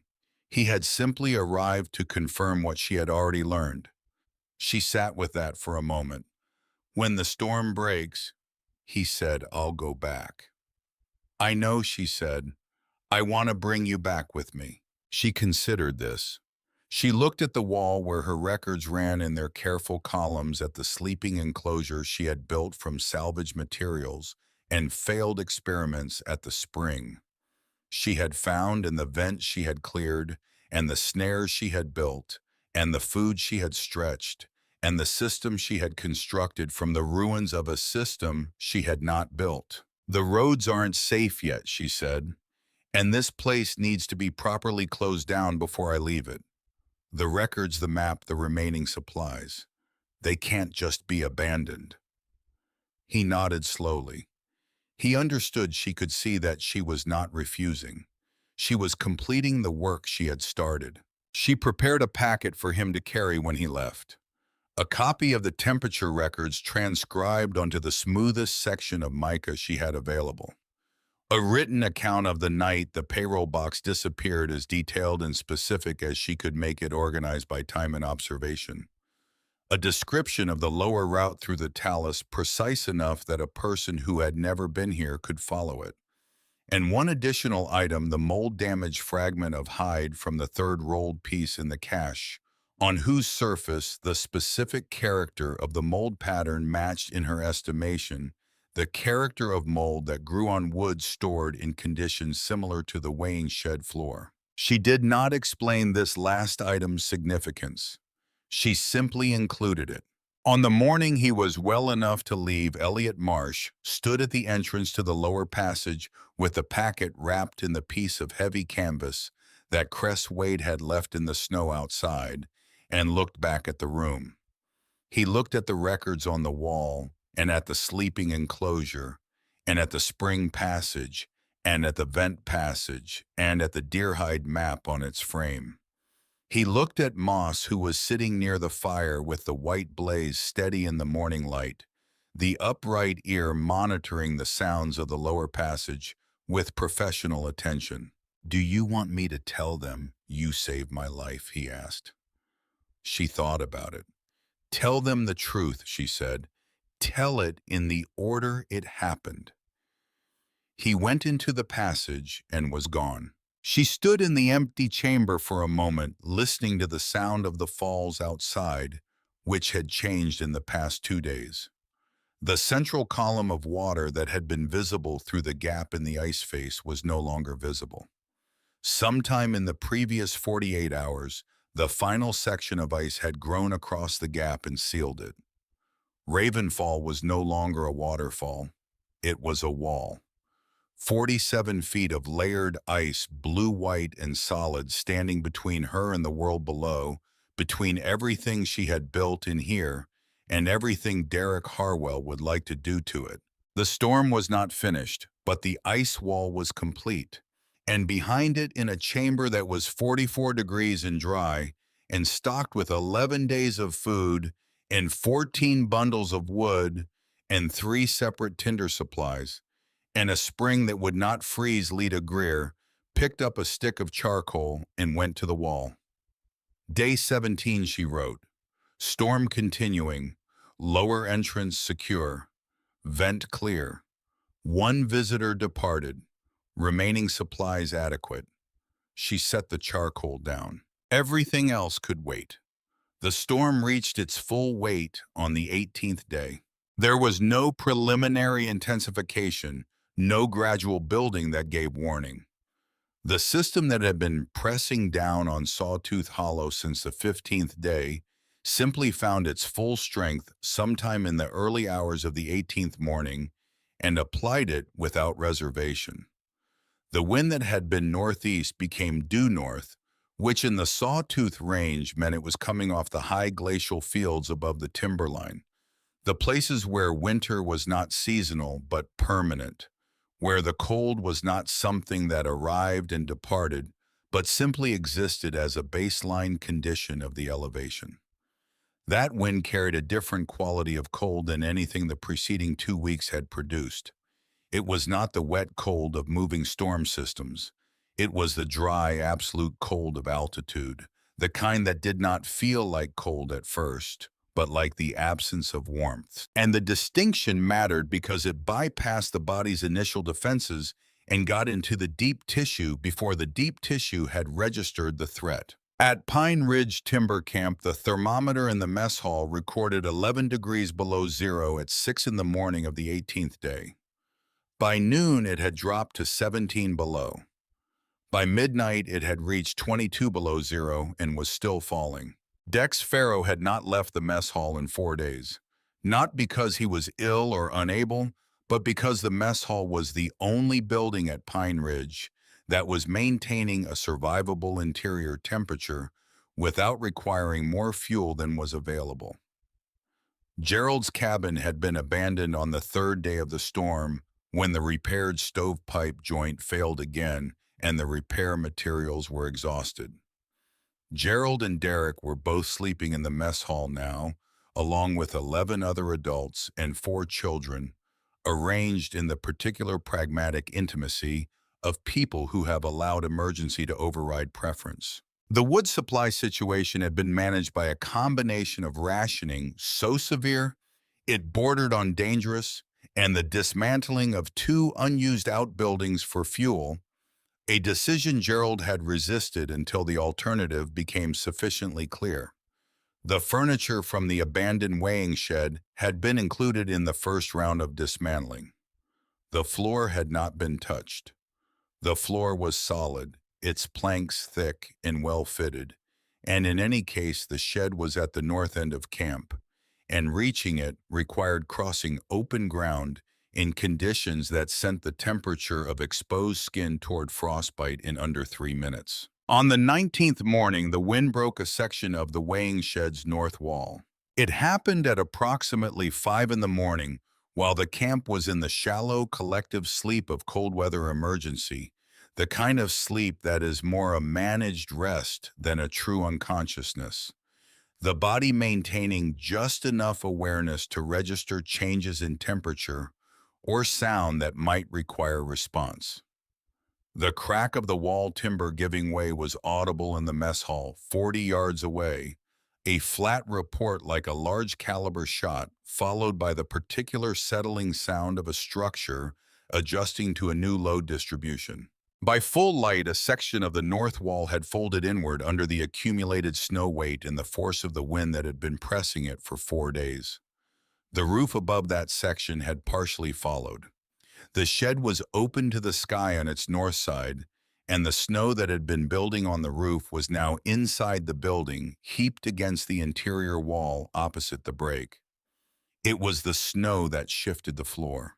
The weight of it, several hundred pounds distributed over the damaged section, applied force to the floor joists in ways they had not been designed to accept. One of the main joists, a 12-inch timber running the length of the shed's interior, twisted in its bearing point under the new load. The twist transferred to the subfloor planking above it. One plank lifted at its fastened end, pulling the others near it into a relationship that was no longer flat and stable, but dynamic and uncertain. The second plank from the north wall rose almost 2 inches on its west edge. Dex Farrow went to look at the damage after breakfast, not because he had been asked to, but because assessing structural damage was a habit of 30 years in the mining industry, where the integrity of structures determined whether people lived or died. He went with 2 of the camp workers who were experienced in timber construction, both of them looking for salvageable material that could be used to reinforce the mess hall's south wall, which had been showing stress cracks for 3 days. He saw the lifted plank immediately. He stood over it for a moment without moving. The gap below the lifted edge was perhaps 3 inches wide and 6 inches long, and in the winter light coming through the broken north wall, it was just sufficient to show the darkness below. And in the darkness below, the corner of something. A rectangular corner. Wood. Possibly walnut, though the light was not good enough to be certain. He looked at the 2 workers. Then he looked at the plank. He bent down and pulled it up. The floor of the weighing shed had been built in the standard fashion for camp structures, planking laid over joists, with a crawl space of approximately 14 inches between the bottom of the joists and the ground below. The space was cold and dark and smelled of old wood and frozen earth. In it, wedged between 2 joists so that it would not shift, sat a walnut box approximately 18 inches long, with an iron handle and a brass lock. The lock was intact. One corner of the lid carried pry marks fresh enough that the wood was still pale at the edges. Dex Farrow did not speak for a long moment. He knelt on the cold floor of the damaged shed and reached into the crawl space and pulled the box free. It was heavier than he had expected, and for a moment that weight, the specific weight of it in his hands, was the most informative fact he had encountered since arriving at Pine Ridge 6 weeks ago. He had loaded this box himself at the Silver Creek mine office. He knew what a full box felt like and what a partially emptied box felt like, And what he was holding was not an empty box. He carried it under his arm out of the damaged shed and across the camp yard to the mess hall. The mess hall fell quiet when he came through the door. Not immediately, not all at once, but in a spreading silence that began with the people closest to the door and moved through the room, the way cold air moves when a door opens, gradually touching every person present. Dex walked to the center table, the long one where the camp took its meals, the one where Gerald had stood 6 weeks ago, and held the torn halves of a labor contract over a girl who had asked 3 questions and received no answers. He set the walnut box down in the middle of that table, and the sound it made on the wood was the sound of something being put in its proper place after a long time in the wrong one. Gerald's expression did not change in any way that would be legible to a stranger. To Dex, who had been watching Gerald manage information for 6 weeks, the precise quality of Gerald's stillness was itself a form of information. It was the stillness of a man recalculating. "Found it in the weighing shed," Dex said. He kept his voice flat the way he kept it flat when he was reporting findings underground that required a calm response. Under the floor, the storm broke the north wall and shifted a plank. The room looked at the box. Dex opened the clasp. The lid lifted. Inside, in the particular arrangement of coin trays and script envelopes that he had loaded at the mine office, were the wages of 32 miners, minus a quantity that by Dex's visual estimate matched almost precisely the amount that Derek Harwell had paid to 2 teamsters before sunrise on the morning after the box was reported missing. He did not look at Derek when he thought this. He looked at the box. But in his peripheral vision, he saw Derek Harwell's chair pushed back from the table at the far end of the room. What Dex found beneath the box was in its way more informative than the box itself. In the crawl space, in the cold and the dark, several additional items had been stored in the same deliberate way that the box had been stored, wedged between joists, placed rather than dropped. He found them by feel as much as sight, reaching into the cold space, methodically checking the area around where the box had sat. A spare key on a flat iron ring, the kind used for the camp office cabinet. A section of iron tool broken at a joint with splinters of walnut wood pressed into the break at the angle that would result from prying a walnut surface. A folded paper, 2 papers, which when unfolded were promissory notes bearing a date 3 weeks earlier, and a signature that Dex recognized as Derek Harwell's, and caught on a nail that protruded from the underside of the joist above a small scrap of canvas fabric, olive-colored, frayed at one edge, with a section of mismatched thread, repair visible at the tear. He brought all of it to the table. He laid each item beside the box in the order he had found it, not speaking the arrangement itself, making the argument that any words would only have complicated. The room looked at the items. Gerald looked at the items. Elliot Marsh, who had returned to the camp 2 days earlier, in a condition that had alarmed everyone who saw him, and had spent those 2 days mostly sleeping and eating, and saying very little, was sitting near the stove with a blanket across his shoulders, and he looked at the items with the particular expression of a man watching a sequence. He has already worked out, arrive at its conclusion. Gerald tried once. "There's no evidence this wasn't placed here by someone who wanted to obscure the truth," he said. His voice was steady. It was the voice he used when the columns in his ledger required explanation. "We have no way of knowing when these items were put here or by whom." The 2 teamsters who had been stranded at Pine Ridge by the same early snows that had trapped Dex Farrow were sitting at the bench along the east wall. One of them had been listening to Gerald's voice for 6 weeks with the particular patient attention of a man who is owed money and is waiting to understand by whom. He looked at the promissory notes on the table and then at the silver coins in the trays of the open box, and said in a voice that carried no particular emphasis, that the coins in the top tray looked similar to the coins Derek Harwell had handed him 3 weeks ago at 4 in the morning in the horse barn. Gerald said nothing more. The silence that followed was not the silence of a question waiting to be answered. It was the silence of an answer that had already been given and recognized by every person in the room, the silence of a fact settling into its final position. Derek Harwell was not in the mess hall when the box was found. He had watched Dex Farrow walk toward the weighing shed that morning with two workers, and he had understood, with the particular clarity of a man who has spent weeks listening for exactly this sound, what that direction meant.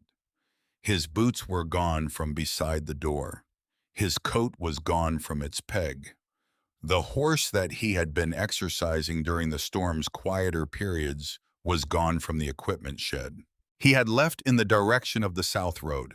The South Road was still buried under 3 feet of drifted snow in its lower sections.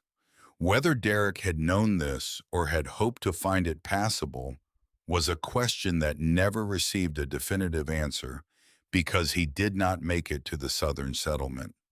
He made it approximately 8 miles to the crossing at Redstone Bridge, where the road narrowed between a rock face and a drop into the creek bed below, and where the snow had drifted to a depth that stopped the horse completely. Sheriff Harmon Pike, riding north from the settlement with 2 deputies on the morning after the storm broke, found Derek Harwell at the Redstone Bridge crossing, sitting on a horse that would not move in a temperature of 9 below zero, with the collar of his coat turned up and his hands inside his sleeves, and the particular expression of a man who has run out of calculations. In Derek's saddlebag were 2 Silver Creek payroll vouchers that had not been in the walnut box when Dex found it. They had been in Derek's coat pocket for 6 weeks, converted at some point during those weeks into a resource he had not yet found a use for. Sheriff Pike took them into evidence without comment. He helped Derek onto the deputy's horse and tied the exhausted animal to the back and turned south. The law had arrived after the storm. The evidence had arrived first. That evening, with the storm broken and the temperature beginning its slow recovery towards zero, and then above it, Dex Farrow sat at the far end of the mess hall table and looked at the empty space where Gerald usually sat and thought about numbers. He was a man who had spent 30 years trusting numbers above almost everything else, and the numbers in the end had done what numbers always did. They had been patient. They had waited for the structure above them to fail in exactly the way overloaded structures always failed, and then they had become visible.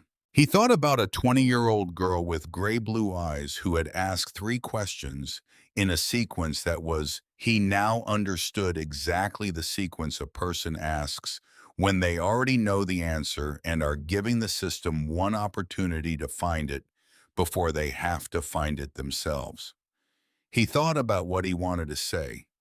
What he said to no one in particular was, "I chose the easiest answer." No one argued with him.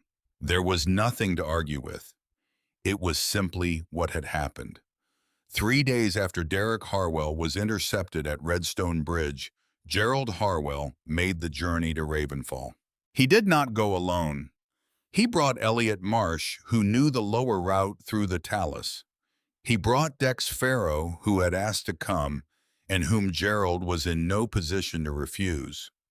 He brought Sheriff Harmon Pike, who came as a professional obligation, and stayed as the morning progressed out of something closer to curiosity. The 4 men left Pine Ridge in the early morning in a temperature of 2 below zero, with the sky clear for the first time in 10 days, the kind of crystalline winter morning that makes the mountains look like they have been built rather than formed, every edge, sharp every surface, either brilliant white or the deep blue shadow of something brilliant white. The ice wall at Ravenfall had grown during the storm. All 4 men stopped when they saw it. It stood 47 feet from the basin floor to the basalt ledge above, and it was no longer the partial formation that Cress Wade had observed in November. It was complete. The final section had closed during the storm's peak, And the 2 weeks of sustained extreme cold that followed had thickened and solidified the entire structure until it was no longer a waterfall that had frozen, but something architecturally distinct, something that looked less like a natural formation and more like an intention. The ice was layered in strata you could read like rings in a cross-section of old wood, each layer a different night's freezing, slightly different in opacity or color, blue-white where the water had been aerated clear as old glass, where it had frozen still. It caught the morning sun on its eastern face and held it, and the light that came off it was not the flat white of snow, but something deeper. Something that came from inside the ice and seemed to have traveled a long way to get out. It was enormous, and it was silent, and it was the thing that had kept her alive. Elliot led them to the lower route, the path through the talus on the south side that Cress had identified on the Deerhide map, and that Elliot had used twice now. The entrance between the two fallen stones was not obvious, even when you knew it was there. In the current conditions, with the snow refrozen into a hard crust over the talus field, it was simply a gap in the rock that might have been anything. They went through one at a time, Elliot first, then Dex, then Pike, then Gerald. The passage was 60 feet of low ceiling and uneven floor, and the particular claustrophobia of enclosed stone. Gerald, who was a large man, took longer than the others. No one waited for him inside. They stood in the side chamber where the lower route met the main passage system and looked at what lay beyond. The main chamber was lit by the fire in the old hearth, low and steady, and by the pale light that came down through the vent passage from somewhere above. It was warm, not the aggressive warmth of an overheated room, but the specific warmth of a space that had been carefully maintained at a livable temperature for a long time, the warmth of intention rather than accident. The walls held their charcoal columns. The sleeping enclosure stood in the corner with its layered hide walls precise and functional. The storage shelves above the ground held their organized containers. The spring passage was visible in the north wall. The deer-hide map hung on its frame. On the floor near the hearth, a tawny brown dog lay with her chin on her forepaws watching the newcomers. The white blaze on her muzzle was steady in the low light. The right ear was fully upright and had been tracking the sounds of their approach through the passage for the past 10 minutes. She did not growl. She assessed each person as they entered, and then returned her attention to the woman sitting beside the fire. Lita Greer was not standing in the center of the room waiting to be addressed. She was sitting on the stone floor near the hearth, with a length of rawhide cord in her hands, working it through a repair to the strap of her canvas pack. The olive canvas chore jacket she wore, smoothed flat at the collar, her gray-blue eyes moving from the strap to the newcomers and back to the strap with the same quality of measured attention she applied to everything.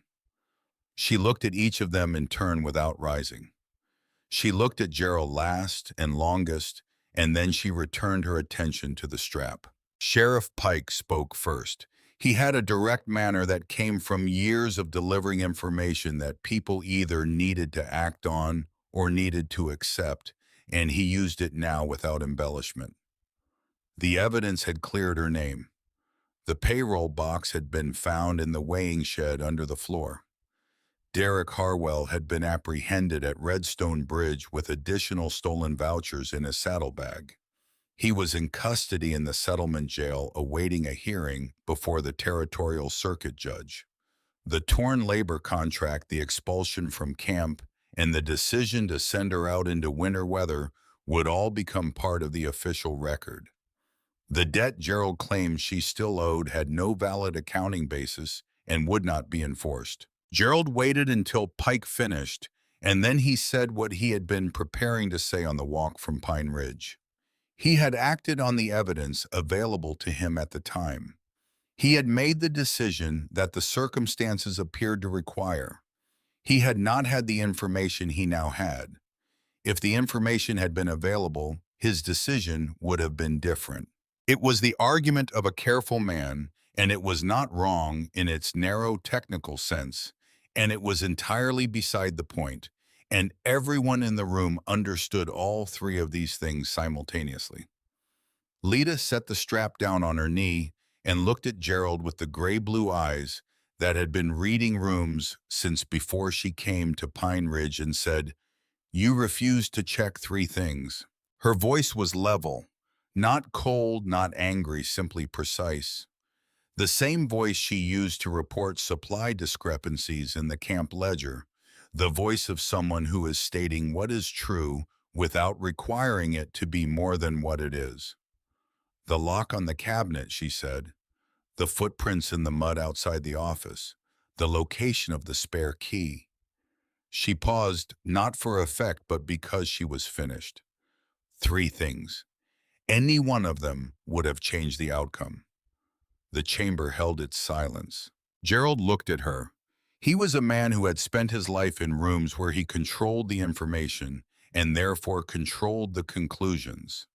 And he was in a room now where the information was on the walls, recorded in columns that anyone could read, and the conclusions had already been reached without his participation and did not require his endorsement. He had no mechanism for this room. He had no instrument of control that functioned here.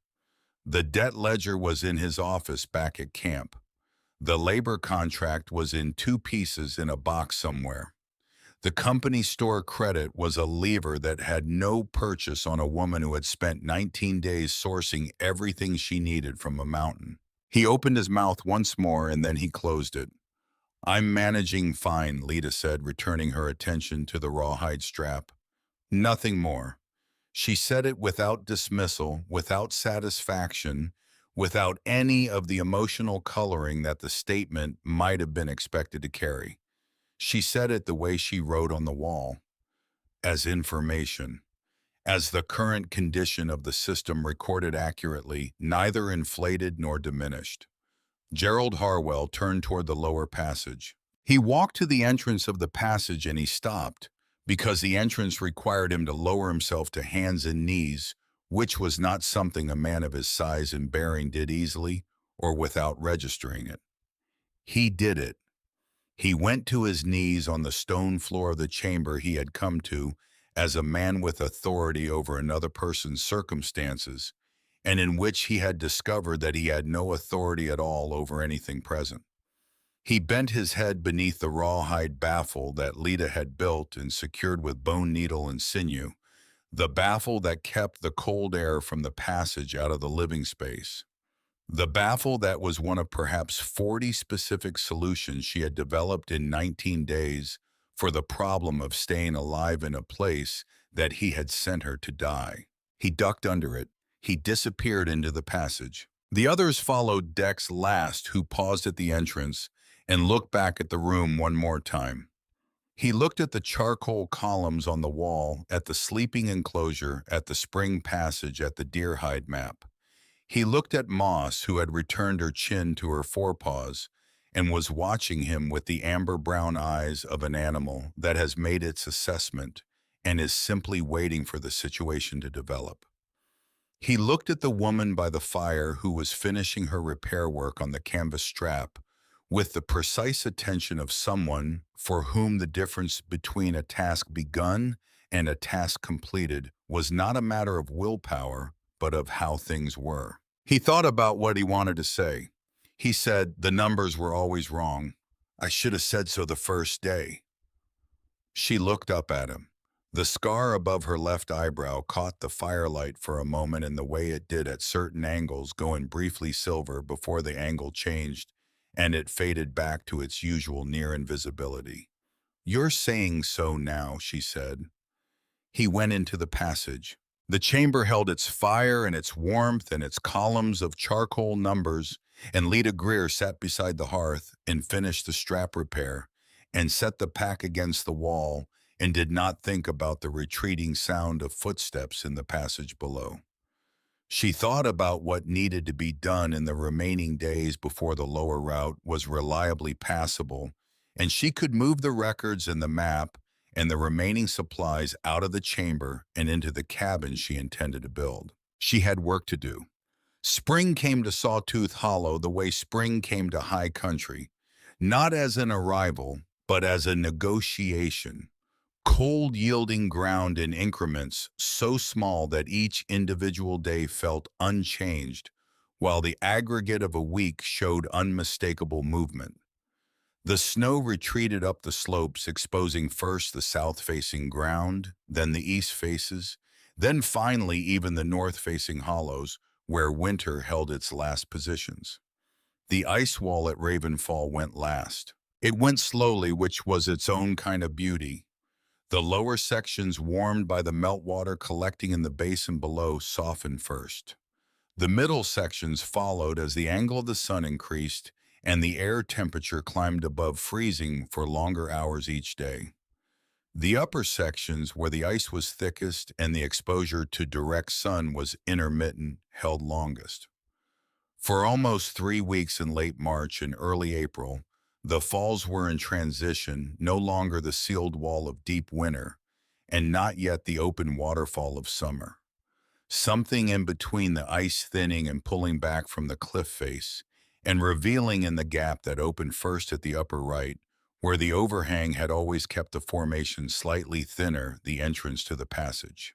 To anyone looking up from the basin floor during those weeks, what had appeared all winter to be a solid and impassable wall of ice was revealing gradually, unmistakably, that it had not been empty, that behind it in the rock of the cliff face there was an opening, and in the chamber behind that opening, visible now that the spring light could reach it at certain angles through the vent above, there were the marks on the wall, the columns of numbers, the daily strokes, the records of 19 days of careful, systematic survival.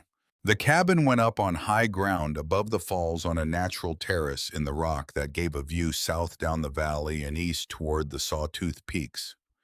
It was a small structure, one main room with a sleeping loft and a proper stone hearth built on the principles she had worked out in the chamber below.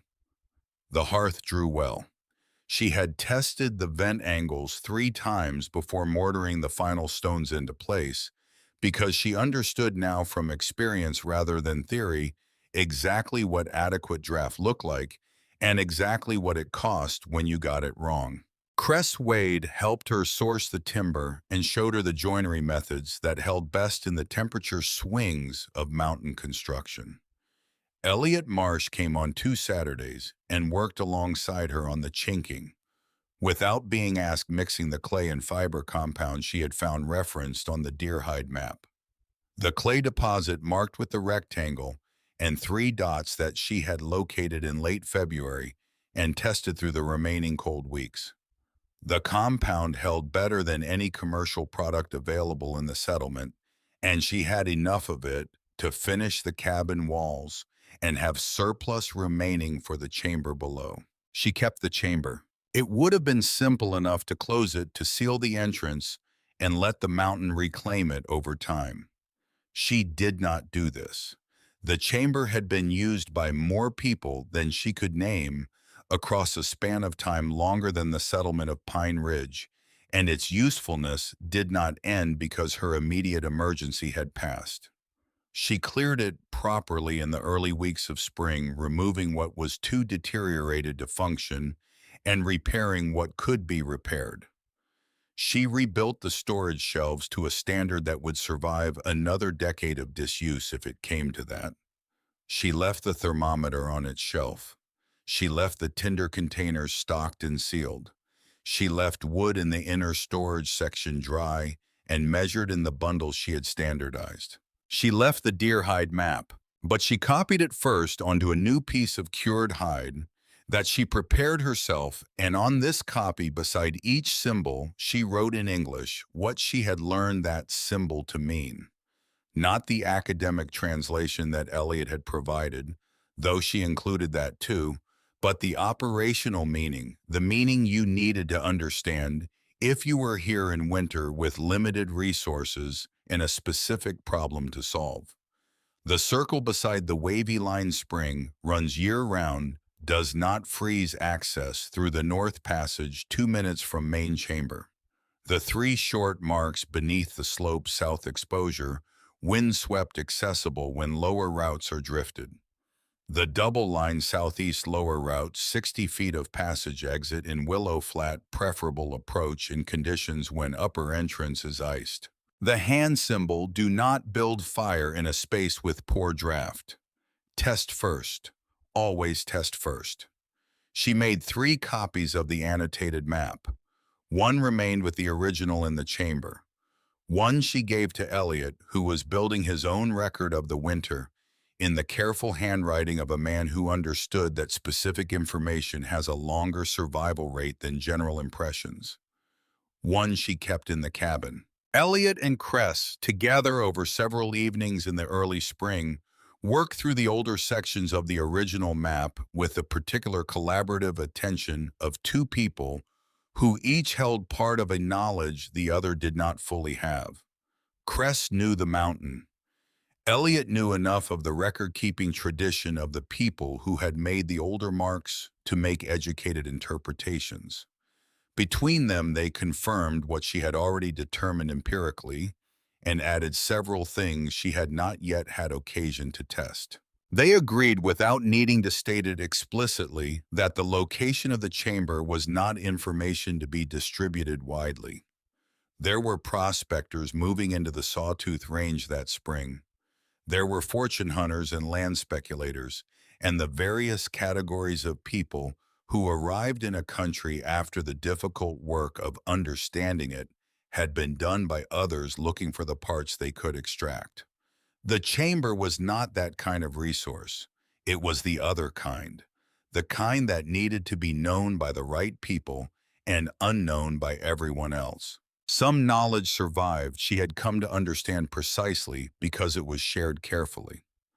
Vera Hensley arrived at the cabin on a Tuesday in April. She came alone on foot, having walked the lower trail from Pine Ridge in the morning cold, with a canvas sack over one shoulder. She was wearing her work dress and her good boots, and the expression of a woman who has decided to do a thing and is doing it without requiring the thing to be more complicated than it needs to be. Inside the sack was the coat. It was the heavy canvas coat with the wool flannel lining that had belonged to her husband, the one she had held out in the mess hall on the evening of the expulsion and been prevented from giving. She had kept it on its peg through the whole winter, brushing the snow from its shoulders each morning, and she had carried it here now, not as a dramatic gesture or a symbol of anything, but simply because it belonged to the person she was bringing it to, and that person was finally in a place where she could receive it. Lita took it from her with the same quiet attention she brought to everything. She held it for a moment, feeling the weight of the flannel lining the particular solid construction of a coat made to last. She looked at Vera. "Thank you," she said, "for that night, too, for trying." Vera nodded once. She had the manner of a woman who did not require acknowledgement, but accepted it honestly when it was given. Lita looked around the cabin at the hooks on the south wall, where her own things hung at the olive canvas chore jacket on its peg-frayed collar and mismatched repair thread, and all the jackets she had worn every day of the 19 days and the weeks of building after. She carried the heavy coat across the room and hung it beside the chore jacket on the peg to the right, and stepped back and looked at both of them hanging there in the spring morning light. The rawhide baffle still hung across the chamber entrance below the one Gerald Harwell had bent his head beneath to leave a place he had no authority over. No one had taken it down. There was no reason to. Dex Farrow settled the account formally in May when the circuit court had completed its proceedings and the official record had been established. He came to the cabin with a sealed envelope and the particular expression of a man who is prepared for a conversation he does not expect to be comfortable and is determined to have it with precision rather than sentiment. The envelope contained a bank draft for the full amount of Lita's recorded debt at Pine Ridge, including the additional charges Gerald had added to the ledger after the payroll box disappeared, plus the amount of wages she would have earned in the time since her expulsion if her contract had been honored. Dex had calculated both figures himself from the ledger which he had obtained as part of the evidentiary record, and he had had the calculations verified by the territorial accountant in the settlement. He handed her the envelope. "This isn't charity," he said. "It's arithmetic." She opened the envelope, looked at the draft, and set it on the table without visible reaction. The numbers were what they were. She had always trusted numbers to be what they were. "Sit down," she said. "I'll make coffee." He sat. Moss came and lay near his feet, the white blaze pale in the morning light, and the faded red collar and the asymmetrical ears exactly as they had always been. The upright right ear tracked the sounds from outside the cabin, the wind in the spruce canopy, a bird working the brush below the terrace. The particular note that Ravenfall produced in the spring when the full volume of the winter's snowmelt was running through it and the basin below was full. Dex looked at the wall where she had put the copies of the annotated map, and at the shelf with the thermometer she had brought from the chamber, and at the window facing south down the valley. "What will you do with it?" he asked. She set the coffee down in front of him and sat across the table and thought about it honestly for a moment. "Keep records," she said. "Build things that work. See what needs doing." It was not an ambitious answer. It was a precise one. Derek Harwell's hearing before the circuit judge in June produced a conviction on the charges of theft and planting of evidence, with a sentence that accounted for the additional vouchers found in his saddlebag. He served the full term without reduction. Gerald Harwell did not lose Pine Ridge immediately. The process was slower than that, moving through the accounting of misrepresented debts and the repayment schedules that the territorial labor arbitrator imposed, and the departure of workers who had options.